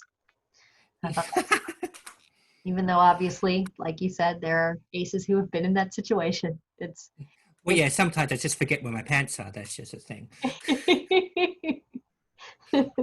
Well, there was an entire episode of Steven Universe about that. Yeah, and this is a cliche, but you don't have to make room in your budget for contraception. That's right. Well, at least non-practicing aces like us. No, hang on. Sex non-doing aces like I do don't. Right. It just realized non-practicing ace made it sound like I was actually doing it a lot. Right. Like somebody abstains from their religion and they're a non-practicing Jew. Yeah. Yeah. No, that's a big thing because, either if you're sexually active and, you have the possibility of having a pregnancy happen, it would be like somebody has to pay for condoms or birth control or whatever else, and then there's the whole thing where it's not just pregnancy, it's like safe sex and all that stuff, that there's all these other things. It's a whole aspect of my life I've never had to figure out. I mean, even though it's something, even though obviously I comprehend it, and well, in some ways it's pretty straightforward. Oh, sure. It does seem such a disconnect to imagine myself as someone who goes through life with that as a constant possibility, Right. however high or low. Right. Yeah, and I mean, I'm sure it's just a normal everyday thing. Like some people have to take medications for other things, and it's just a thing, Yeah. they just do it. But yeah, Another of my ace friends, we both have done safe sex education as well, and we have this running joke that whenever someone says, "Oh, what's the safest kind of sex?" we have to tamp down the part of ourselves that just says, "Don't." right. And that's been my answer. But no, Mm. I remember once I went to a doctor who, like, the whole idea of me being abstinent never occurred to him. And, I guess he saw that at the time, I think I was in my 20s. He saw that I was a woman in my 20s, and he said, what do you do for birth control? And I said, I am not sexually active. He goes, oh, okay. Like, really confused like that. And then he's just silent for a second. And then he And it's goes, sort of oh, I've heard of that, but right, this is a concept I have it's to figure. theoretically possible. Yeah. But then he added on, I do also mean, same-sex interactions. What do you do for, are you on any, do you use any protection or whatever, like that counts too as being sexually active? And I said, I am not having sex with anyone, and I don't plan to.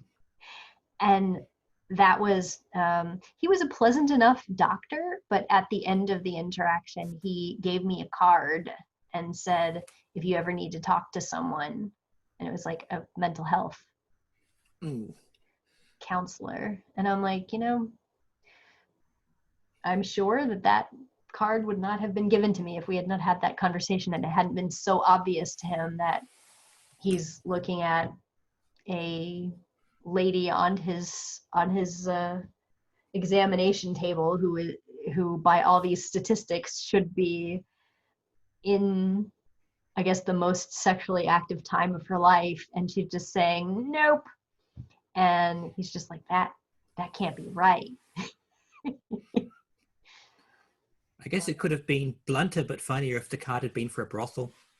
That would have been very interesting. Oh, One of my doctors who was quite aware of my not being sexually active and also being trans. She can't remember what I was being sent for now, but she said, I know, but is there the possibility you may be pregnant? I'm like, what? She says, it's a thing on the form, and technically I can't tick it or cross it unless I've asked you. that's really hilarious. Yeah, she felt about as weird about it as I did, but apparently it's one of those things that you, even if you know or think you know, you can't just go, huh, of course not. You have to ask in case something does go awry, and then they can say, did you ask the patient all the questions? And they can say yes. I can't believe how many times I was asked if I was pregnant, like when I got an x-ray. It must have been 3 different people. And I know that they're just trying to make sure, but my goodness, I am absolutely sure I'm not pregnant. I think the last one I said, I'm just not popular enough.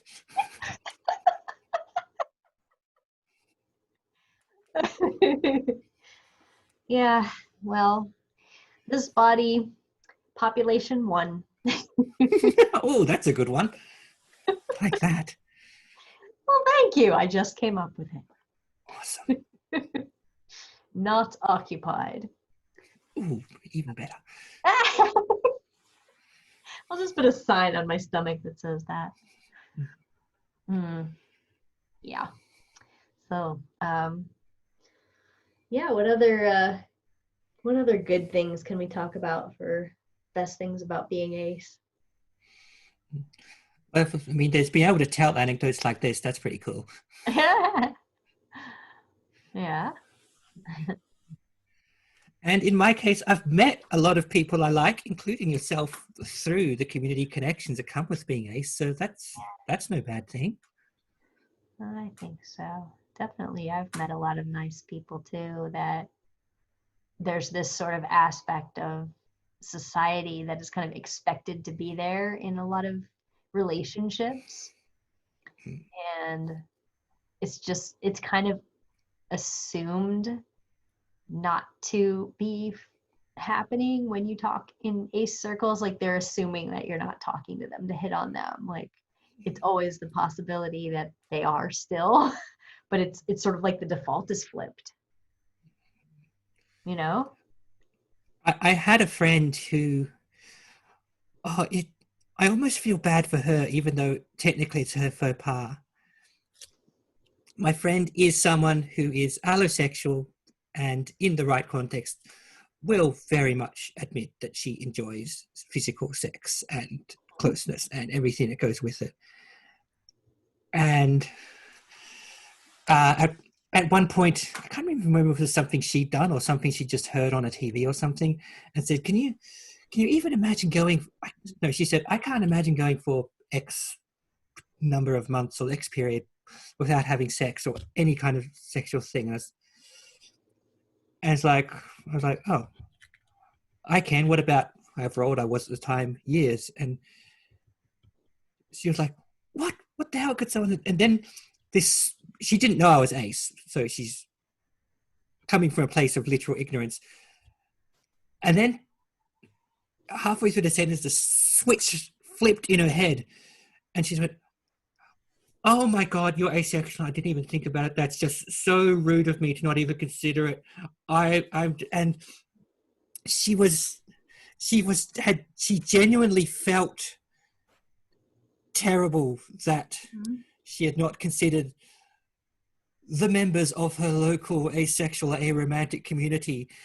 Just to see her break down on that, I was like, no, it's okay. It's just a misstep. You'll be right, honey. Yeah. And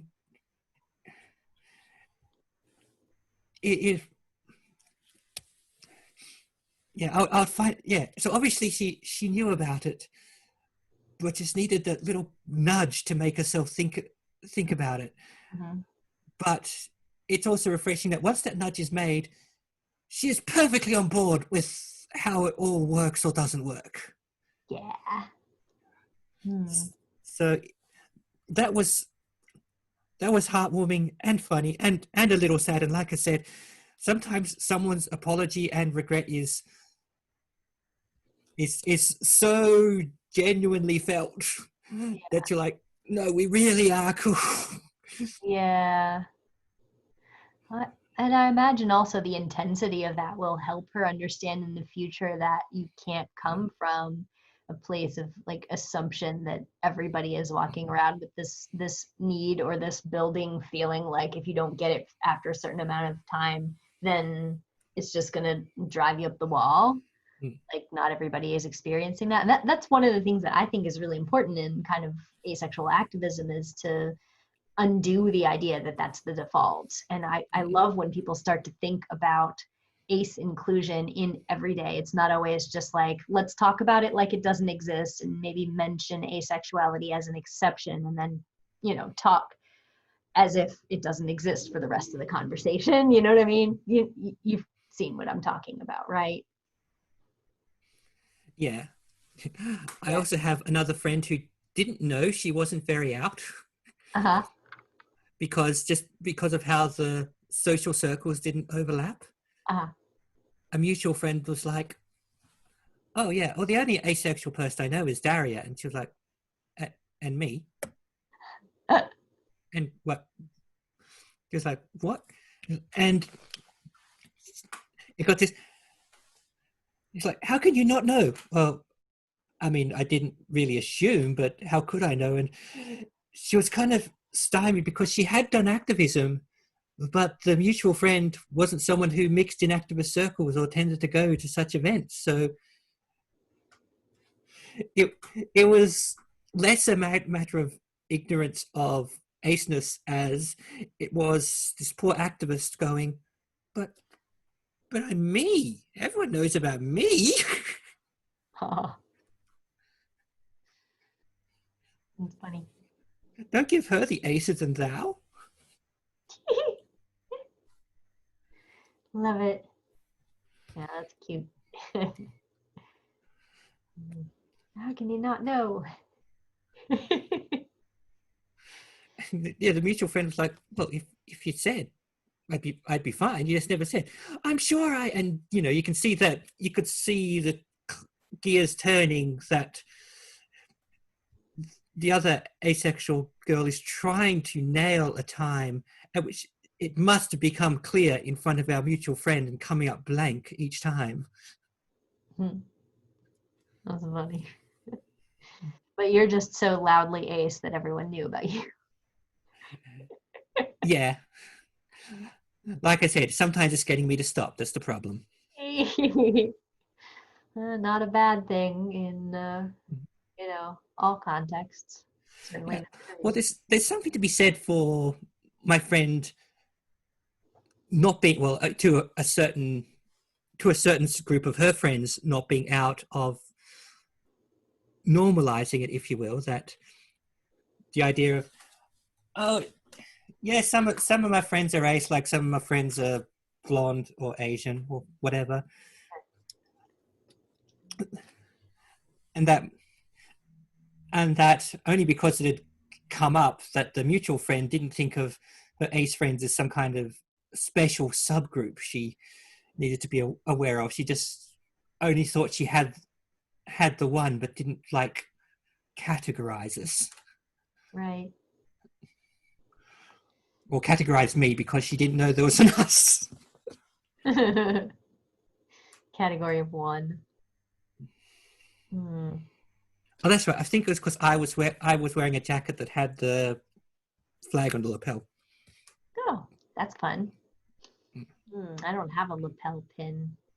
I've got I've got a pin that I could probably put on a lapel, but it's not designed to kind of fit there. It's like a heart shape and it's kind of chunky, so I don't know how well it would work. I have, yeah. There's actually someone here who makes little pins and stuff of the various rainbows and ID flags. Oh, there's so many good ones out there. Etsy businesses and stuff. A lot of good ones. Yeah, well, this is another ace person who comes to a lot of the events and has a little stall with a. She's moving. Sorry, they're moving into jewelry, but most of their wares at the moment are pins, little heart-shaped lapel pins.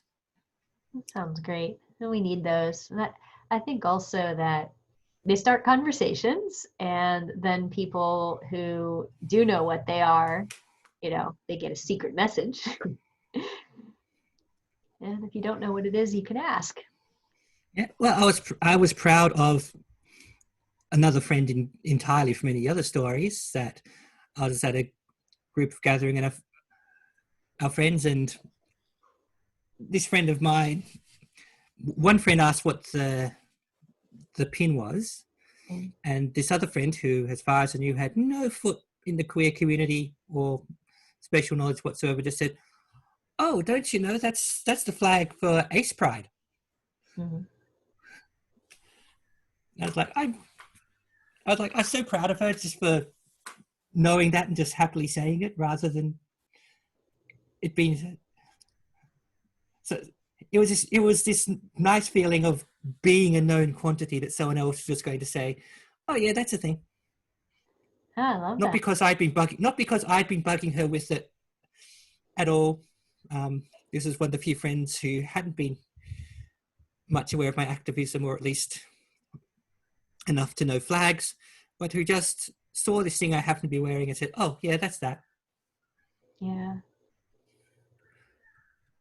Hmm. I have noticed that, I mean, of course, we've both had the experience where so much of our social circle is some stripe of queer, and so it intersects other things. And we know a lot of queer people, we know a lot of ace people. But one of the things that frustrated me a lot in a conversation with somebody who was kind of aggressive about, like, he just really didn't get the whole thing, was he asked me if I only have asexual friends. And I'm Oh like, yeah. no. I mean, basically, pretty much all of the asexual people that I know, with maybe one or two exceptions, were met through queer activism or ace activism specifically. Mm. So, of course, I mean, as an ace activist who's like, who's really very connected, I encounter a lot of people who are interested in my work and I'm interested in their work. So, of course, there's all these ace connections, and we also like each other as people for various reasons as well. Mm-hmm. But just in my everyday life, I'm not just happening to meet a whole bunch of asexual people and excluding everybody who's not ace from my life. So, I mean, on the one hand, yes, I have an unusual number of ace friends, but on the other hand, that's not like how my social life works, you know? Mm. And Yeah, I'm similar. I have a number of ace friends, but not many of them that I meet not through some kind of queer community or activism business. right. So, I don't know, it really made me think, like, especially the way that this guy was saying it. He's like, "Are they all ace like you?" And I'm just like, why would you think that though? I mean, maybe he just figures that because he's only friends with people who are straight, or to his knowledge that they're all straight, Mm. that he thinks that Yeah, works for the rest of us, or that I can't function in a social atmosphere without this sexual aspect, so I have to isolate myself to only asexual people. Like, this idea that we're that different is really kind of upsetting. yeah, I can comprehend. Do you have many ace friends? But do you have only ace friends? In some way, it's also, well, not also, it is flatly insulting. I mean, what if he said, "Do you only have Jewish friends?" or something like that? Right. I guess the idea would be that no one else would be able to relate to me or like me, or that I might be too afraid of everybody else like hitting on me or something, that I only Mm. just surround myself with people who are just like me. And it's not based on any kind of reality that I'm displaying, of course, that I can't take that, or that I can't handle people not being exactly like me. That's demonstrably not my life. But these are generally not people who are very good at taking the overall reality and incorporating it into their understanding of me as a person. They're caricaturizing me as like a ridiculous idea. So, of course, this ridiculous idea that they have created is populated by other hypothetical ace people who are the only people who will be my friends. But I do like hanging out with ace people. I mean, it's really nice to talk to other aces and be around, be in their company and everything. It's just not very frequent for me at all. Yeah, it's just not a thing that they're just not the only other people out there. Right. And I don't even have like a regular ace group that I go to. It's very rare that I'm in a room of only ace people. So probably the last time that happened was when I went to Canada for the last International Asexuality Conference. And that was, oh goodness, like what, 2015 or something? So no, it must have been 2014. Yeah. Mm. So that was a long time ago. And we have to construct spaces like that because they are generally probably about 1%ish. It's not that many of us that it happens by accident. So, but yeah, kind of circling around to something that you said earlier, it is really cool when random people just know what asexuality is and can speak up about it and recognize a flag or be an ally. It's really cool. Yeah. That's the thing. I love seeing that happen. I remember, having to literally explain it to everybody that I mentioned it to. Every new person needed like a lesson on what it was. And I remember the first time that didn't happen, and it was somebody on a plane that they were asking what I write about, and I said, oh, I wrote a book about asexuality, and they're like, oh, I know what that is, and like told me some anecdote. I'm like, huh, it's cool. And I remember meeting a new friend, and he took the liberty of saying to me, you're not the first asexual person I've known, so I get that whole thing. And I'm like, what a relief, to know that this is in someone's social vocabulary, to like understand it as not a separate discrete category of people, but like a category of people thing. Yeah, and it's in some of the days before communities were formed, just hearing, you're not the only asexual people I know, you would have been, well, what? Really? Yeah. Yeah. Speaking of which, that can be a great segue into the next question I wanted to ask you, which is about being an older asexual person who didn't have that experience of discovering it on the internet until you're much older. So like, do you have some stuff to talk about, like what it was like to kind of come of age as, I know you mentioned a little bit, but like how that is kind of different to the asexual experience of people coming of age today, and how you've experienced it kind of being almost a ace elder like me in the community. Yeah, well, the internet makes a huge difference now, of course. It really does. And not just because you can look up information, but for forming a community, I have a feeling that the ACT ACES group would either not exist or at least be much, much smaller if we hadn't been able to use the internet to find each other. Oh, sure. And I think a lot of us, when we were younger, for around our age, which for those of us who don't know is early to mid 40s, and a lot of the I thought I was the only one isn't hyperbole. Right. I mean, as I said, I genuinely did not know of anyone else like me, or I Yeah, didn't know I knew of anyone else like me. So as it turned out, I did, but I didn't know that for ages. yeah, same. And that was its own story. Yeah. And now someone can say I'm asexual and at least have a possibility that the person will know what they mean and accept that on face value. Yeah, Or they might just go, not sure what that means. Google it later.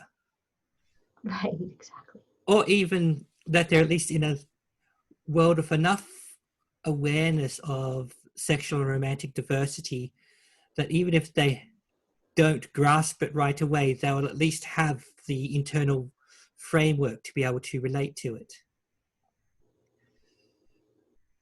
Whereas I do remember early on a lot of actually having to explain to people what I was saying, Mm, and even trying to underscore the difference between I'm not interested in sex, meaning I'm just not as randy as you, right, and I'm just not interested in doing sex ever. right. I mean, yes, there's a spectrum there. That's why we're all here. But we're we're back in the primitive old days of trying to draw that line at all. Yeah, it seemed like a lot of kind of extremes were almost necessary to have a flag to stick in the ground at all. And I think I mentioned this earlier. I didn't know that I'd cottoned on to the split attraction model. Mm, I I don't know who first named it or when, but I do remember even saying it to open-minded people, that some of them, upon hearing my thought that sexual and romantic attraction or feeling need not be the same or linked, was a bit out there, was a bit, okay, you might feel that, but yeah, what, no. right. They always experience them intertwined. So why wouldn't we? So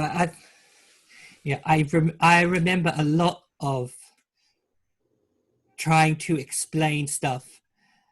And again, even now when we explain stuff at something like an AMA or a 101 or in these interviews, we're often explaining it where the broader context is already known or knowable. Uh-huh. Whereas when I was a teenager into my 20s, so we're coming up to the turn of the century here, didn't even have that to work with. Had unless even the most open-minded people, it wasn't that these people were closed-minded or didn't want to know, it's that there wasn't the ideas to communicate with. And sometimes even for close friends would be an ongoing thing that, like, weeks after I'd explain it, they go, oh, so when you said this meant. And of course, back then there was a lot more, oh, well, you've just not met the right person yet, which I'm sure many of us have heard. And sadly, that hasn't died out, but No. it was more prevalent a thing.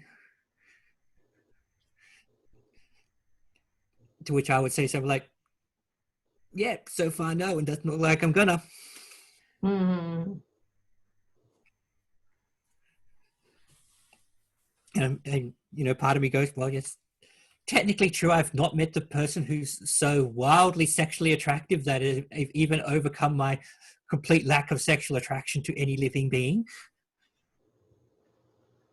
yeah. That that would indeed, at least, that would indeed be an unusual person. Yeah. I have a feeling that's not what you mean. Yeah. So yeah, I think, yeah, I would say the biggest difference, and I sometimes think that awareness is actually a bigger difference than acceptance has been. Uh-huh. there have been and still are difficulties with people accepting asexuals, asexuality, aromanticism, and the entire spectrum. Mm-hmm. But to me, at least, there was a much bigger gulf in the level of comprehension and awareness between then and now than of the level of acceptance. Mm-hmm. Mm. Do you feel like any of that had an effect on how sure you were about yourself? Because I kind of felt like the messages were louder when I didn't know anybody else who felt that way. I would just agree straight up with people when they said, well, maybe you'll change when you're older. And I'd be like, yeah, maybe. And now I'm a lot, well, I mean, the fact is I am older now and I still haven't changed. So it's more annoying now. But, you know, after I found out there was more of a community and there were other people who were experiencing this, I felt more strong in my convictions that I was right about how I felt. And I didn't want to be told that, yeah, you'll probably change later, because I only thought that when I was much younger, probably also because it's statistically more likely. But I don't know. Did you feel like that either as well? Um, well, part of my uh, well then unknown autistic trait of, well, I can't know the future for certain, would always kick in and make me say, oh, well, I guess that's possible, Right. because Yeah. technically it was, and I hadn't learned to sort of override and give generalizations at that point. Right. We have to accept that, yes, it is a scientific possibility that I will feel different tomorrow, and also that I will go to the moon tomorrow. Yeah, and one of my neurodiverse quirks that I have often had trouble trying to clamp down is speaking in overall statements when there are exceptions, however rare. Mm-hmm. And I not yeah normally these days I can skip to what we're actually saying, but back then it was more of a thing. Yeah. And it But usually serves their agenda, doesn't it? That if you admit this is a possibility, then you're accepting that it's a probability, and then they can speak to you like it's an eventuality. yeah, but I would say, like, back then, as a, let's say, 20 something asexual, I think if I'd known of 40 something asexuals who had not changed, had not whatever be morphed into allosexuals or whatever, then I would be more confident with the no, I'm like this and I guess that's how I am prediction. Hmm. Yeah. That is one of the things that I like about being an asexual example of like a mature mid 40s person. Well, I guess early 40s. I'm 42 as this video is being recorded, um, which I like to broadcast to the world because it's the answer to life, the universe, and everything. But yeah, I'm so 43, so I get to do the maths joke that I'm in the prime of my life. I love it. Yeah, like I don't hear it too often, but I do hear from younger people that it's an inspiration to know that there can be asexual people who are our age and haven't somehow been swallowed up by a pit of despair, or we're living our best lives, or at least the best that we can. And that being ace hasn't ruined our lives, and that it wasn't a phase for us. Yeah, we've given people points of comparison that no, it's not inevitable that you will find a difference, a resolution, a change, Mm-hmm. God forbid, a cure. Right. But I've had it used against me a few times. Like, one is just that they keep raising the age, that, you know, well, when you're 50, you'll see. When you're 60 and alone and have 20 cats, I'm like, just give me the cats. But anyway, they kind of do that pretty often, that I'm still not old enough for it not to be a phase. But I think the other side of this, like being an older asexual person, is that sometimes they'll claim that I'm doing it to save face. Like at this point, if I were to change and admit that I was wrong all this time, then I would look really ridiculous. And that now I'm trapped, that I have to be this because I'm an activist and I'm the face of some people's idea of a movement, and I've written a book, and boy, wouldn't I look ridiculous if I changed at this point.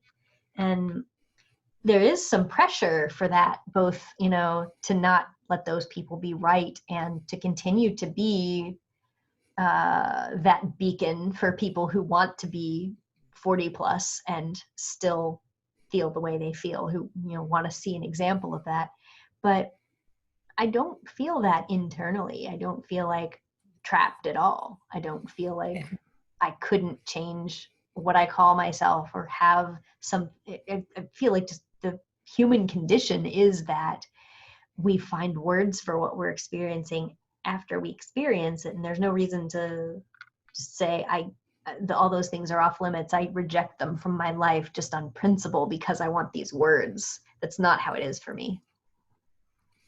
Yeah, I can understand that, and that there is a sort of, we've ended up in these roles, some of us in various different ways. Yep.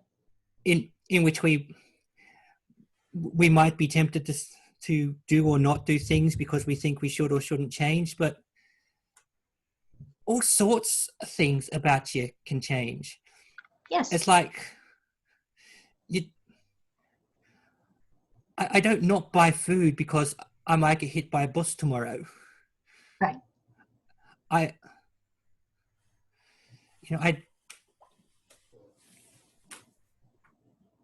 don't do bad things because I think I can't become a better person, so there's no point trying. Yeah. Yeah, people can change, and sometimes people should and do change. All right. But to do nothing in case you change is it just doesn't sound good. No. Yeah, it's almost like they want me to hold this space in my life open for when I will inevitably change, because they think it's more likely than I think it is. And like that I'm closed-minded if I live my life as if what I've always known to be true is true. Meanwhile, I'm just living my life and they're inappropriately invested in it. So I'm just thinking, why shouldn't I build my life around assuming that I will continue to be single, that I will continue to not be sexually attracted to anyone? Why should I accept their sort of heteronormative idea of what my life should look like and still gear my life as if that's inevitably going to become relevant to me, when I know it isn't, or at least that I feel that it isn't? Everyone bases their choices about how they're going to build their future on the past and the present, and that's what I'm doing too. I'm not doing something different. So just Yeah. And it's one of those, ridiculous. why is it supposedly acceptable to say to asexuals, if someone comes and says they've just got engaged to be married, you don't say, but what if you change your orientation before that happens? Right. Would you feel pressured to stay in there? Yeah. Don't you think it's best not to commit at this stage, just in case? Yeah, that's offensive.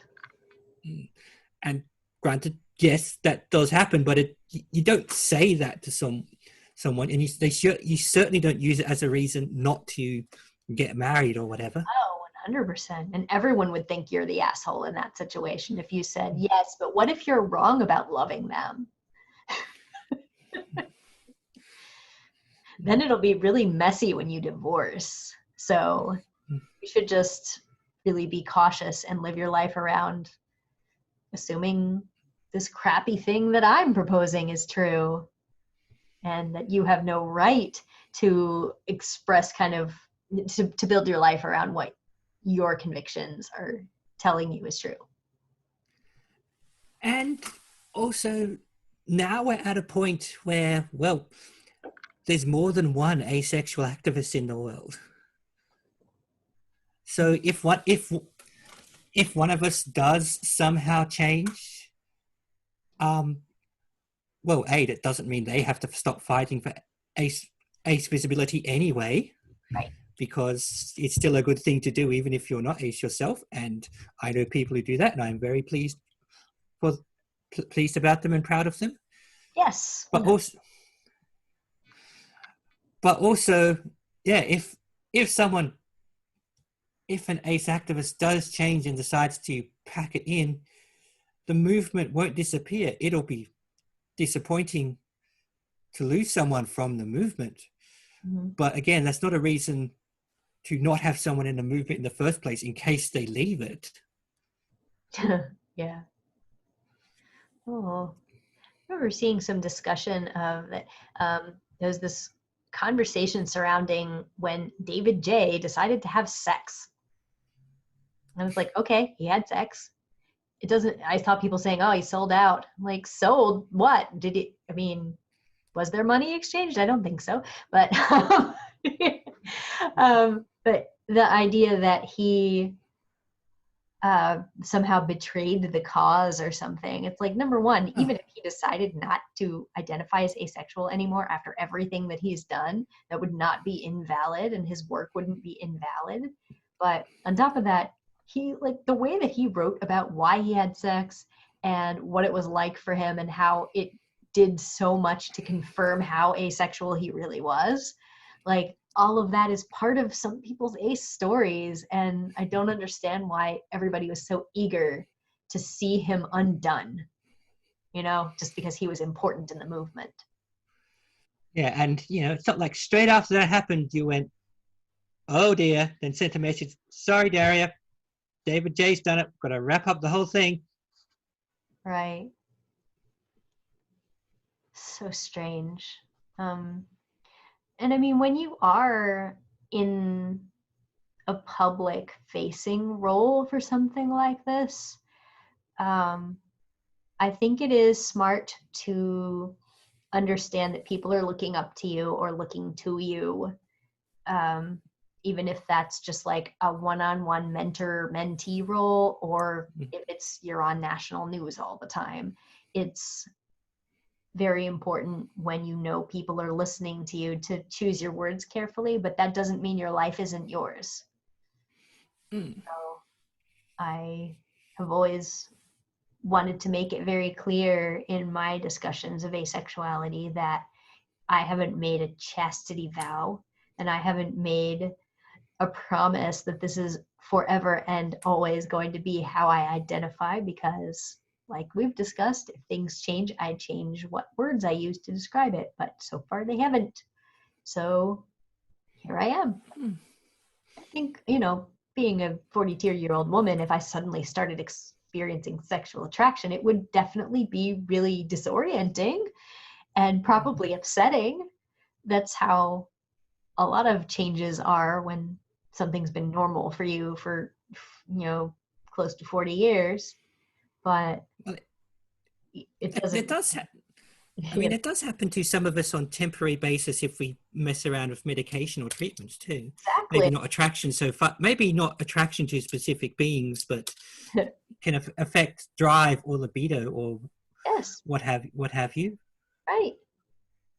So yeah, it's not like no asexual person has ever gone off the wagon or whatever. Right. And that may change again if it's a medication thing. The medication might settle and you'd be back to where you were before, or not. But this is a thing that happened, and the world keep turning. Yeah. One thing I've seen a lot of in the ACE community is people who found the support and the community of these online organizations to be very formative for them. And then they may find out later that this does not describe them, or at least is not the best thing to describe them, and that they still find asexuality activism to be really important, like to be one of the they just, you know, become an ally rather than a community member that describes them. But I see that more often than I see the reverse, but the reverse is really disturbing to me when people find out they're not ace and then decide that it's invalid for everyone else. Or that other people, that is an example, like that person was super ace, you know, wore the ace flag as a Superman cape, and now look at them, they're not identifying that way anymore, therefore you're fake. Or that person's you get this the same kind of bollocks of people trying to use detransitioners against trans people. It was wrong for them, therefore it's wrong for everyone. That doesn't make sense. Yeah, just overwhelmingly people who transition are happier, and there's always going to be people that either it wasn't true in the first place, like that they weren't trans, or that they realized that transitioning was wrong for them for whatever their personal reasons are. It's like, it's going to happen now and then, but you can't use them as a cautionary tale against the entire thing. Yeah, well, it's like my friend in the other story. Why should I assume because it worked this way for me that it'll work this way for you? Yes. Yeah. And definitely the people who are putting those people on a pedestal, you know, they have an agenda. Yeah. I did see one detransitioner who actually, it was on Twitter, go to town on a transphobic person who did use detransitioners as a prop, and he said, you pretend to care about us, you don't care about us, you barely know we're people, you just want to use our experience to hurt others, and I'm not here for that. Trans people are valid even if I'm not one. That's wonderful. That's how to ally. And that's got to be really hard for a person like that who, you know, had to be on both sides of that situation. And now, like, probably a lot of people who otherwise would support them would be haters. Ugh. Yeah. Yeah, that's, again, why I really appreciate people who thought they were ace and found out they weren't and then still support us. Actually, the same person that I was talking about before who identified as lesbian but fell in love with a man, she used to think that she was asexual because I guess her parents were religious, and they kind of got it into her head that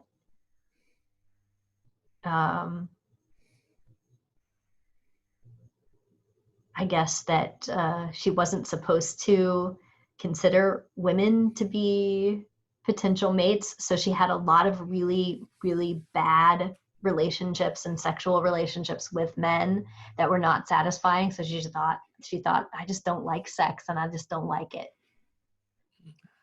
Funnily enough, a friend of mine had the flip of that experience, and she thinks that might be why she now identifies as demi rather than ace. She thinks she was so brought up to the idea that women will grow up to be attracted to and marry men and have their babies, that she internalized it to a degree. Mm-hmm. And she has said in so many words, and she even said it on video, so she can't go back now. She has said it in so many words that she thinks if that hadn't happened, she might be. She used some clever adjective, but the meaning was asexual without any drive, regardless of situation. Oh, that makes sense. But I mean, yeah, all of our experiences like crystallize somehow and become distilled and melt into who we are. And like, how after a while, how can you even say like, okay, yes, maybe, and decide this is the cause of that, and I wouldn't be this without that. Yeah. She Yeah. called it cockhope syndrome. Wonderful. Yeah. I mean, definitely some of the, like, I when I was growing up, I assumed I would be married to a man and have children. And that's just what women did. That's what Yeah, my mom did. And that's what I was going to do. yeah, when I was young, I just assumed it was a thing that eventually happened somehow. Yeah. I didn't want it and I didn't fantasize about it, but I just assumed this is how I would live. I mean, and it wasn't disappointing when I found out it wasn't going to be that. But definitely all these, you know, games that little girls play with, like sitting around playing, we called it MASH, but I don't know how generalizable that is to everywhere else. But we'd play these games where you'd write down 3 boys' names, and you'd write down the cars that you would have and the pets you would have and what job you would have and what kind of house you would live in. And then you'd, I don't know, pick a number somehow, and they'd count it out and do a fortune telling game to figure out who you were going to marry. And of course, it was one of the 3 guys you knew in middle school, you know. But like, I would deliberately put ridiculous numbers of children on there, stuff like 20, 22, 24, because I didn't actively want a large family, but I just wanted to draw pictures of the pretend family, and it was fun to draw a bunch of children. I'm So just picturing one of those Game of Life token cards, except with a trailer behind it. yeah. we I would just, you know, make these futures up and assume that was how it would be, and I would raise a family and I would do what my mom did. And it's interesting how disconnected that was from what I wanted and what I thought was just going to happen when I was an adult. Weird. So I don't know. It's different from the narrative that other people try to put on me sometimes, like the idea that I was always grossed out or put off by that, because I just thought it was going to happen. I didn't have really any feelings about it. When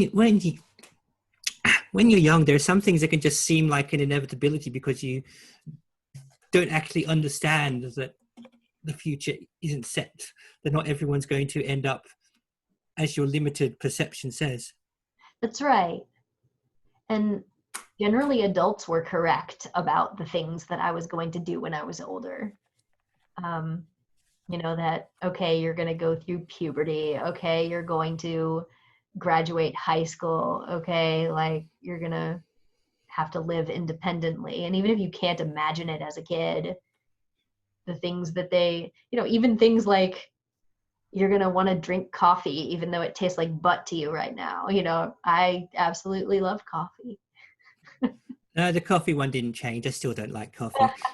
I never learned to drive, so that was another one that I just assumed would happen when I was an adult, and I didn't do it.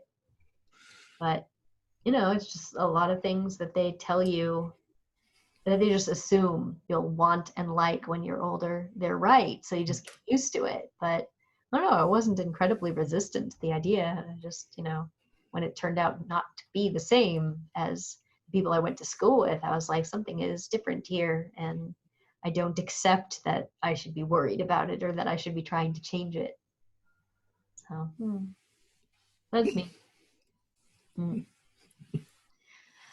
But, you know, doing that in isolation, not having even a concept of, I could Google this, I could try to find out if anybody else is feeling this. You have to kind of be pretty confident, I guess, to not have that screw you up.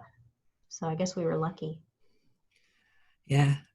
And I mean, it's a cliche, but even those of us who are older, who live through different times, the idea that you can't just look something up on your computer, on your phone, on something that is to hand just like that and have an enormous library available to you Yeah, Even to us now, it seems strange.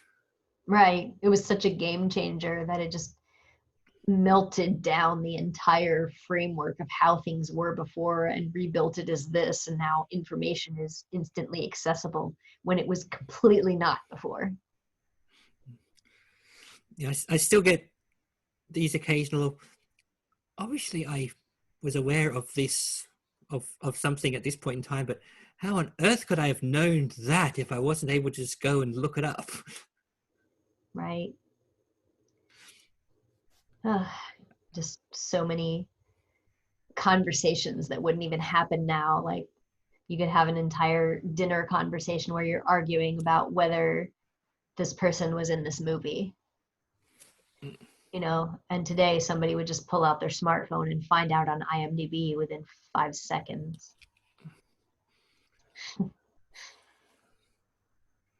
You know, you can fact check stuff, and people don't have great memories most of the time, so there will be these conversations and there will be these arguments, and they can be solved with a touch of a few buttons.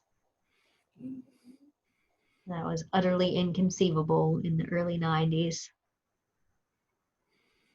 Yeah, I have a workmate who he he has no concept of waiting for things because he's just sort of brought straight up into everything you need is in this device that you probably have in your pocket. Yeah. Hmm. Yeah. One of the comics that I write is set in the 80s and 90s. As the story goes on, it's gone into the 90s, but every once in a while, someone will comment from a modern perspective and say, like, why aren't there videos of this? Or why can't they just Google that? And I'm like, because it is 1987, sir. Have you seen the size of the video camera you would have to rent from someplace? Yeah. Well, on podsploitation, a lot of the films we review are a few decades old, and I don't know if we consciously decided it or if we just realized collectively how um, quickly dull it would be. But we don't do any, or we don't do many. Oh, you know, why doesn't he just do this thing which is available in 2020 but is not available in 1971 thing? Yeah. And even the inevitable, oh, these days he just look it up on his phone instead of spending half the movie doing whatever jokes wear thin pretty quickly. Yeah. I In think fact, when we make the comparison, it's usually how would you make this film in the present day and still make any of this a challenge, which is a more interesting angle to take. I think so, but I also think that a lot of us who grew up with an analog childhood are still not completely incorporating some of those um, ideas into how that really would develop today, because obviously crimes are still happening, interesting things are still happening, uh, that you can write stories about in the modern age. You don't have to find some excuse for making it temporarily altered so that it's like a story from the 1970s when we were born. So I don't know. It's like, I really respect it when people don't have to find a reason to make something different. They called the mobile phone the screenwriter's worst nightmare. Yeah, and it just so doesn't have to be. But yeah, there are definitely a lot, like a whole generations of movies that have central problems that would be solved by a mobile phone. So many of them are just like trying to race to get a message to someone, or trying to intercept someone before they find out something, and they would have already read it on Facebook. Well, or maybe it's Snapchat. Whatever is the thing right now.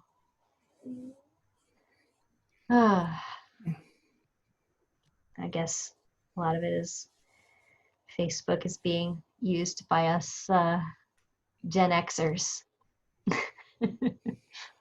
and older boomers. Yeah. Yeah. You get the whatever the younger people are called these days slipping through now and again. Yeah, Well, it's a lot of the younger people are on there to talk to us. well, as they want to point out now, uh, people still say millennials to mean like 19-year-olds, but the actual definition, those millennials are pushing 40 now. Right. Yeah. My youngest sister is technically a millennial, and she was born in 1983. And we were millennials for a while before they settled out where the line was going to be. Right. Yeah. I grew up thinking I was Generation X, and then it turned out that everything fell so that I was Generation X. But I do think it's the boomers and the Gen Xers who are mostly populating Facebook these days. If I can kind of use that to go into my last question that we have Yep. planned, like a lot of activism takes place on Facebook because it actually is a very useful platform for organizing by location. And it seems to do better at things that sort of forums that are developed specifically for the purpose just don't do. So I know some people who are only on Facebook to do organizing. Um, so anyway, but yeah, we talked a lot about activism and your place in it and our experiences in it. But yeah, I had a question written down here to talk about kind of your activist experiences as an ACE person. Mhm. And I guess like sort of incorporating what I just said about Facebook, and then also what the kinds of activism that you've been involved in over the years. Like, I'm sure that you have noticed that when you have a broader queer spectrum of activism, a lot of those spaces get very sort of sexualized, and even when ACE people are included, there's sort of this baseline understanding that this is like maybe a kink friendly space, this is a poly friendly space, this is a possibly sexualized space. um, so you see a lot of sort of mission bleed across all these queer stripes and whatever. But anyway, like you are personally a member of both ACE and trans activism, like as a representative person, and then also these other things that you support, like as a queer person, but as an ally to theirs, right? So I don't know, do you have any thoughts on the way that ACEs participate in these spaces that are traditionally more sexualized, and kind of any thoughts about activism in general, like as an ACE person in a broader queer community? Well, I think some of those spaces were traditionally sexualized, but becoming less so. Mm-hmm. And I think partly because the involved population is because the average age is raising. Mm-hmm. I mean, 40 years ago, a lot of, you saw, I remember a lot of gay activism, especially gay men activism, which was very explicit and sexualized, Yeah. but also largely, not entirely, so don't at me all in the comments, but Yeah. largely done by young men. Uh-huh. And as time goes on, a lot of those young men did stay in activism, but of course they became older. And as you become older, you don't necessarily become less sexual a person, but the sex is something shocking and confronting to define our space becomes less of a thing. Mm-hmm. So I think there is a bit of that. I also think that as we've got a broader idea of what constitutes consent or the breaching thereof, that overt sexual content is put in places where it's more suitable. Oh, yeah. That's interesting because I think you're right that there's been more awareness of various reasons why people might not want a space to be sexualized. Like I've been to in fact, back on lip service where we would do a different topic every week.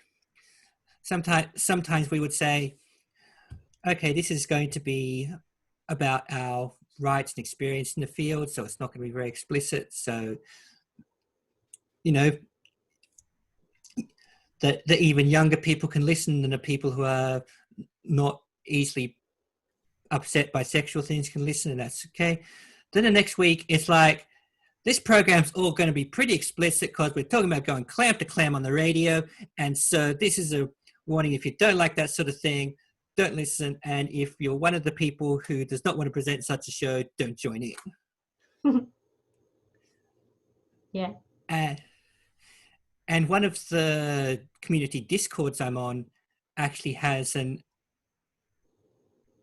separate channel for talking about more sexual stuff. Okay. Which has had a variety of humorous names. And I know in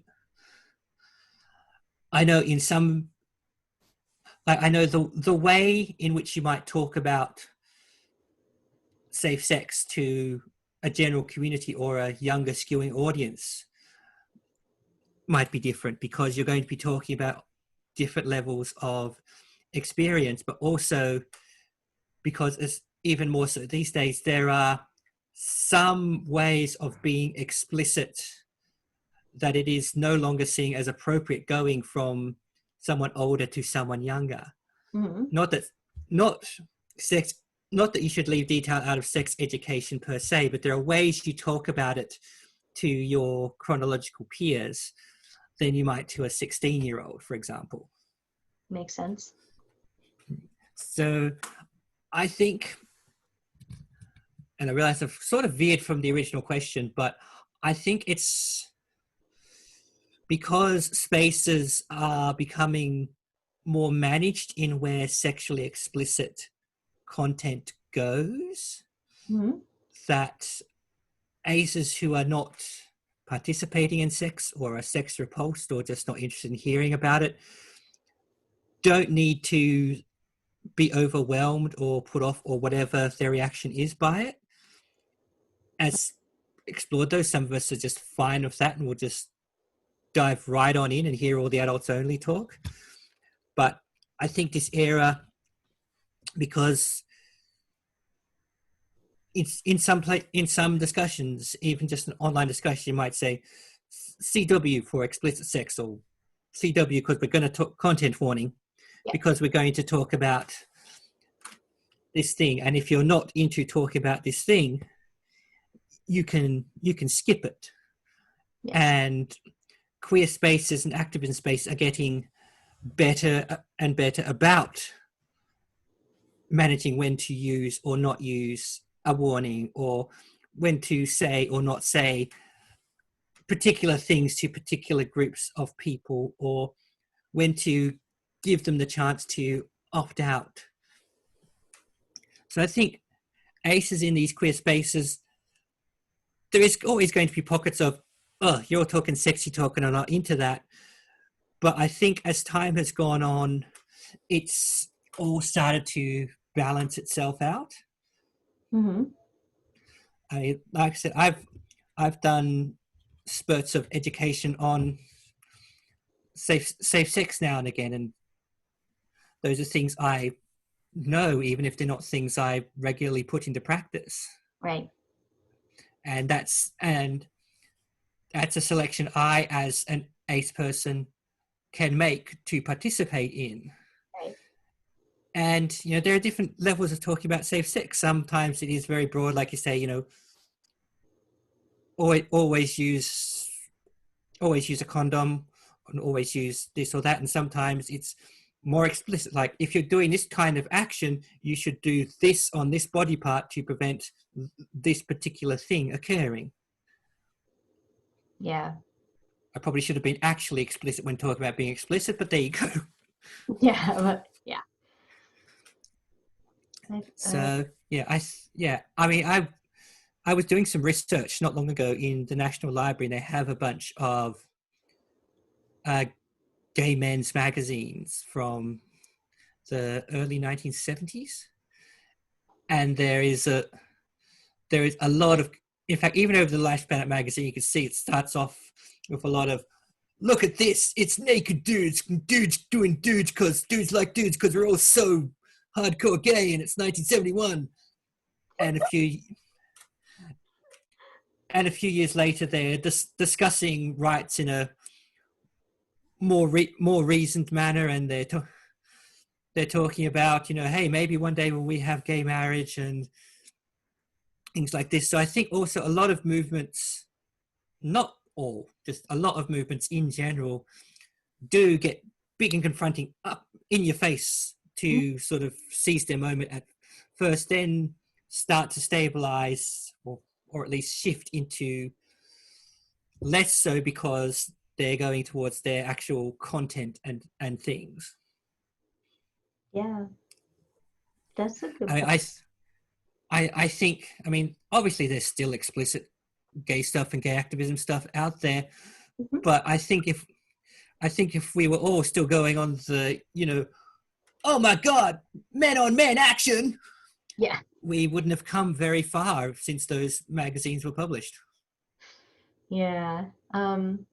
And of course, a lot of it is about being allowed to reclaim that, like that they're really in some sexualized gay spaces. They want to not feel shame. So they have to feel and express extreme excitement and pride about it because there's nothing, it's been denied to them to be, to be allowed to celebrate it that way, and to be raunchy about it, and to act like um, it should not be talked about in public.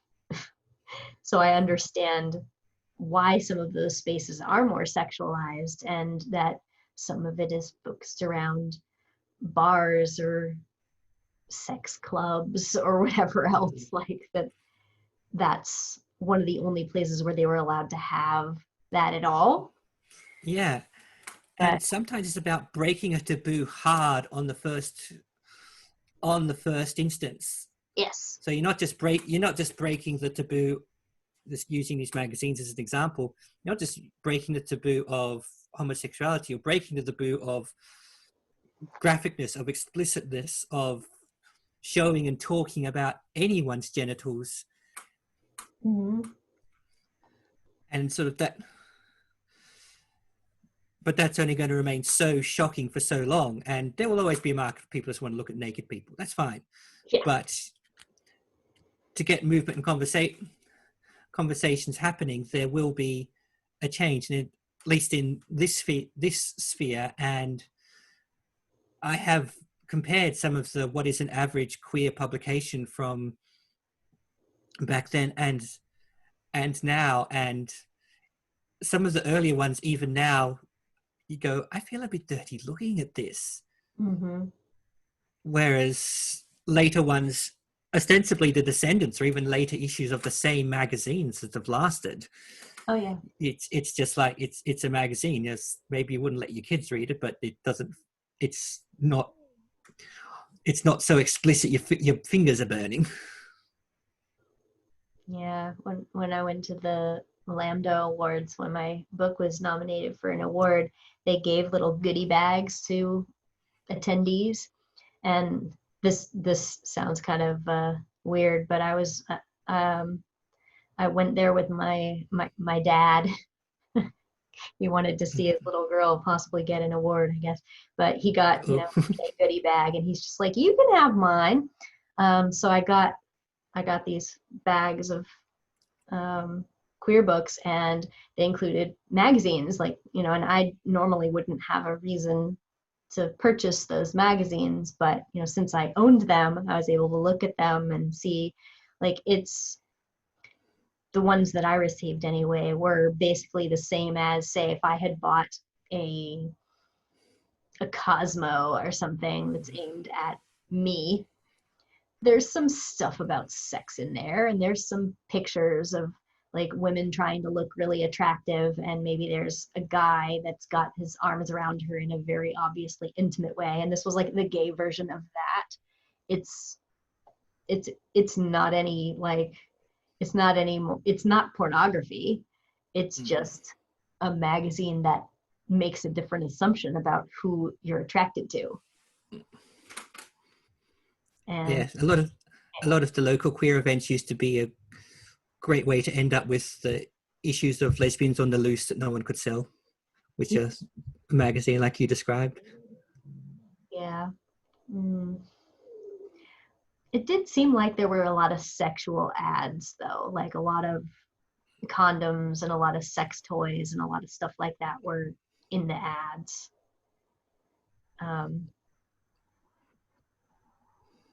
Other than that, there wasn't like a huge difference in the tone of it. But I think that something you said earlier was also really important to the shifting focus of these spaces, is that as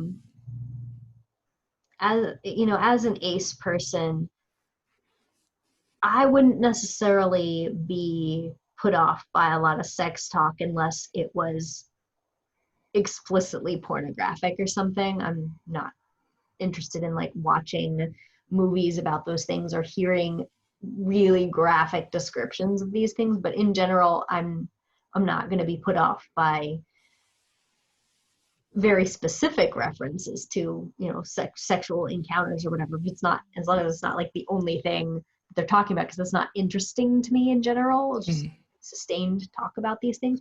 But I think that as people have realized that there's a lot of reasons why somebody might not want to participate in this space if they're going to be exposed to conversation like that, that there has been like a broadening and a diversification of the tone of these spaces, right?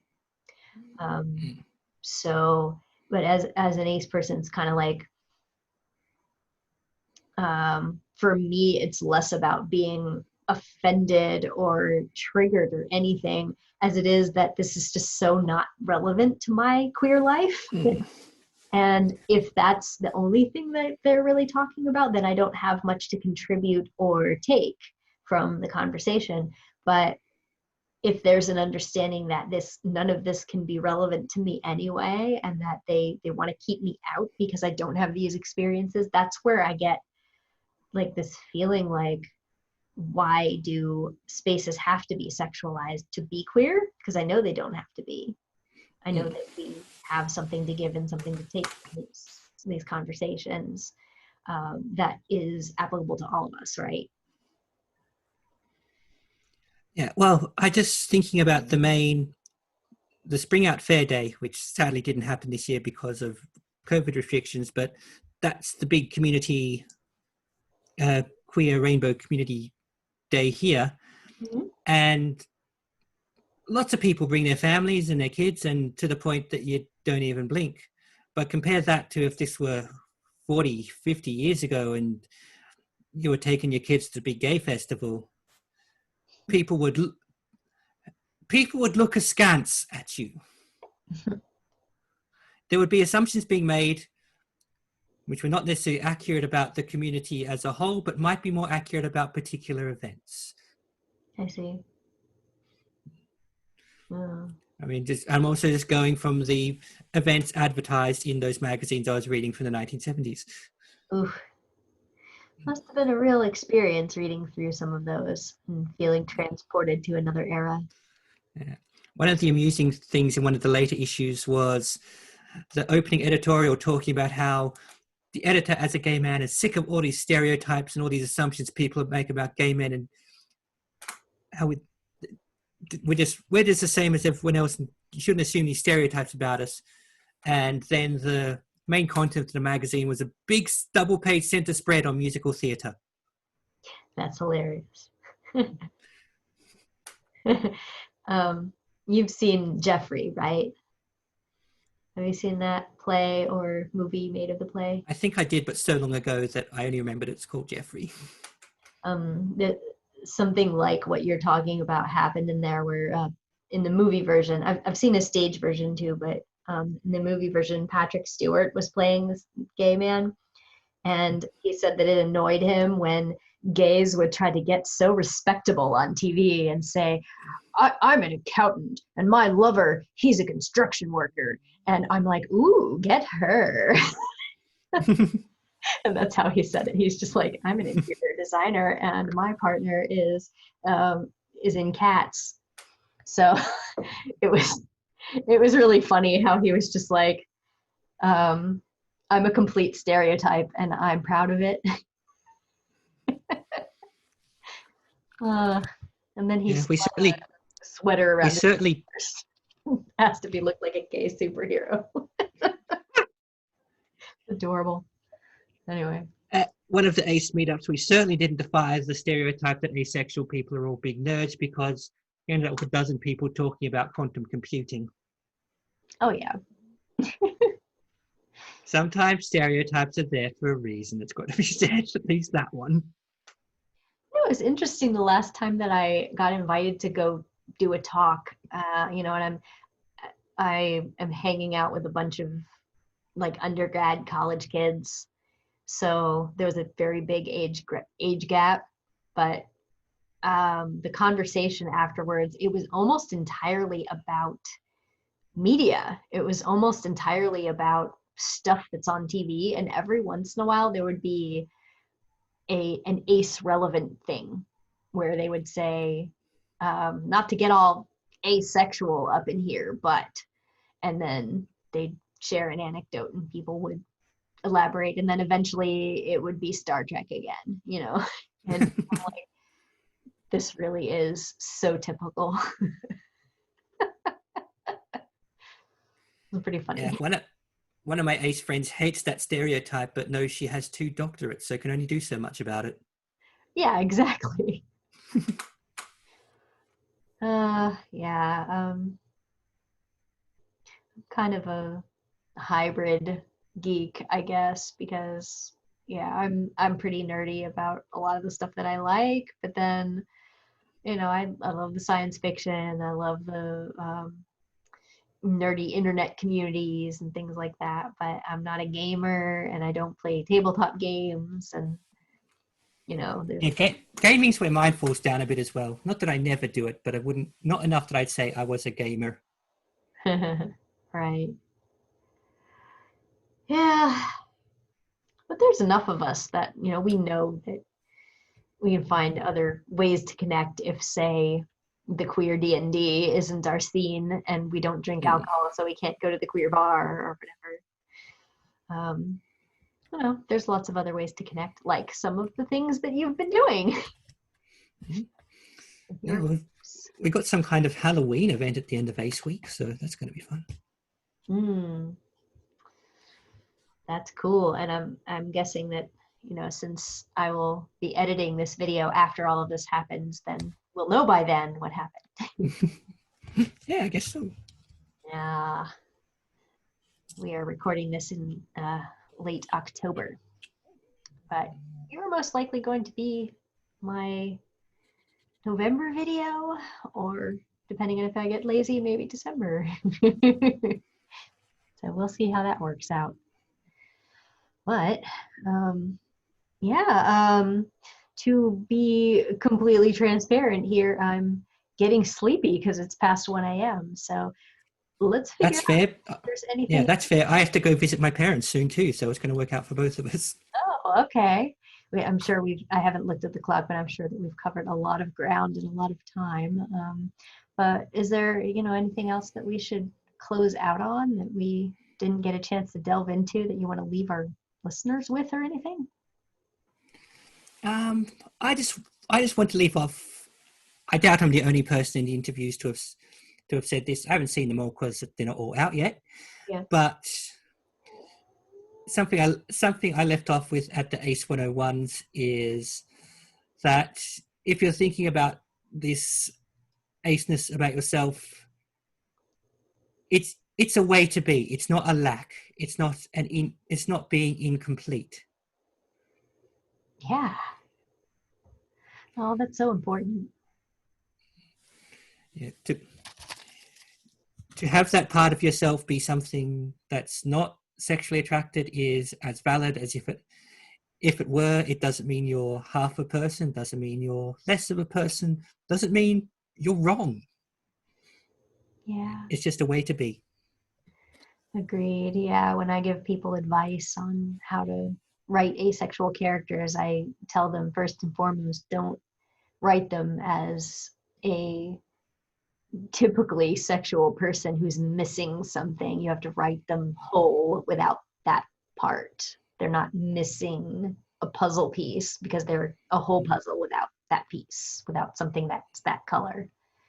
So that's In something some ways, we both said. when it comes to writing asexual characters, I would also kind of think of what I wish I remember who said it, but there was a writer who was complimented for how well they wrote women, Oh. and so they were asked by an interviewer, well, how do you write women so well? And they said, well, I don't write women. I write the characters. Some of them are women, but I don't. If I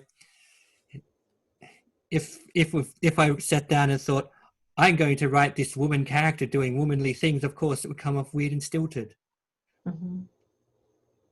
And I think a similar thing could be true of ace characters. If you're thinking of your ace character all the way through, this character's ace, this character's arrow, then yeah, it's going to come off weird. Right. Work out who this character is. Being Right. ace will be a part of them, but it won't be all of them, and it won't be a missing part of them. Yeah, if they're overly fixated on it, then it'll come through in the writing of the character, but realistically, we're not thinking about it all the time. And boy howdy, if you want to see some flunks in men writing women, go see the Twitter men writing women, because it's hilarious. Oh, after a nice night's sleep, I think that'll be my first thing on my agenda because I've seen some shared tweets from that and I've been meaning to go look at like the actual hashtag. Oh, it's yeah. Yeah, I think there's a good line there between wanting to make it an important part of the person that is not incidental while avoiding fixating on it or making it the character's whole personality. So I don't know, just write a person and then get yourself some sensitivity readers if you're worried about it. Right? Yeah. Yeah, that's what we should do. And it's great to have, more diverse ACE voices, like being willing to share their experiences so we understand how diverse, different kinds of ACEs can be so that we're not all being written the same. We're not all Sheldon Cooper. Sheldon has not showed up to be interviewed. So, I thank you very much for being one of those voices with us today, Daria. Well, thank you for being another of those voices that helped bring out mine. Yes. Well, thank yous all around to us and everyone, and I'm thanking myself and I'm thanking you. An applause for me and for you. That was sufficiently dorky, wasn't it? So, but yeah, I really do appreciate that people are willing to kind of make those narratives be out there to be found, so that we can say, go do your research, and then they'll find us. We'll be there for people to find, sharing our stories and our everyday experiences of being ace as part of being a person. Well said. Oh, thank you. I say things for a living sometimes. Oh, thank you. Thank you for being here. And anybody who wants to, I'll get with Daria before this video goes out as to what she wants to put in the descriptions and stuff. But I will also say if people want to contact her, contact Daria, or comment to her, she can answer comments if she wants to. So you can write Yep, to I'm her. allowed to read comments on this one. Yeah. So yeah, so that'll do us. And yeah, thanks everyone out there for paying attention to us for as long as you have. Bye-bye. Good morning. Bye bye.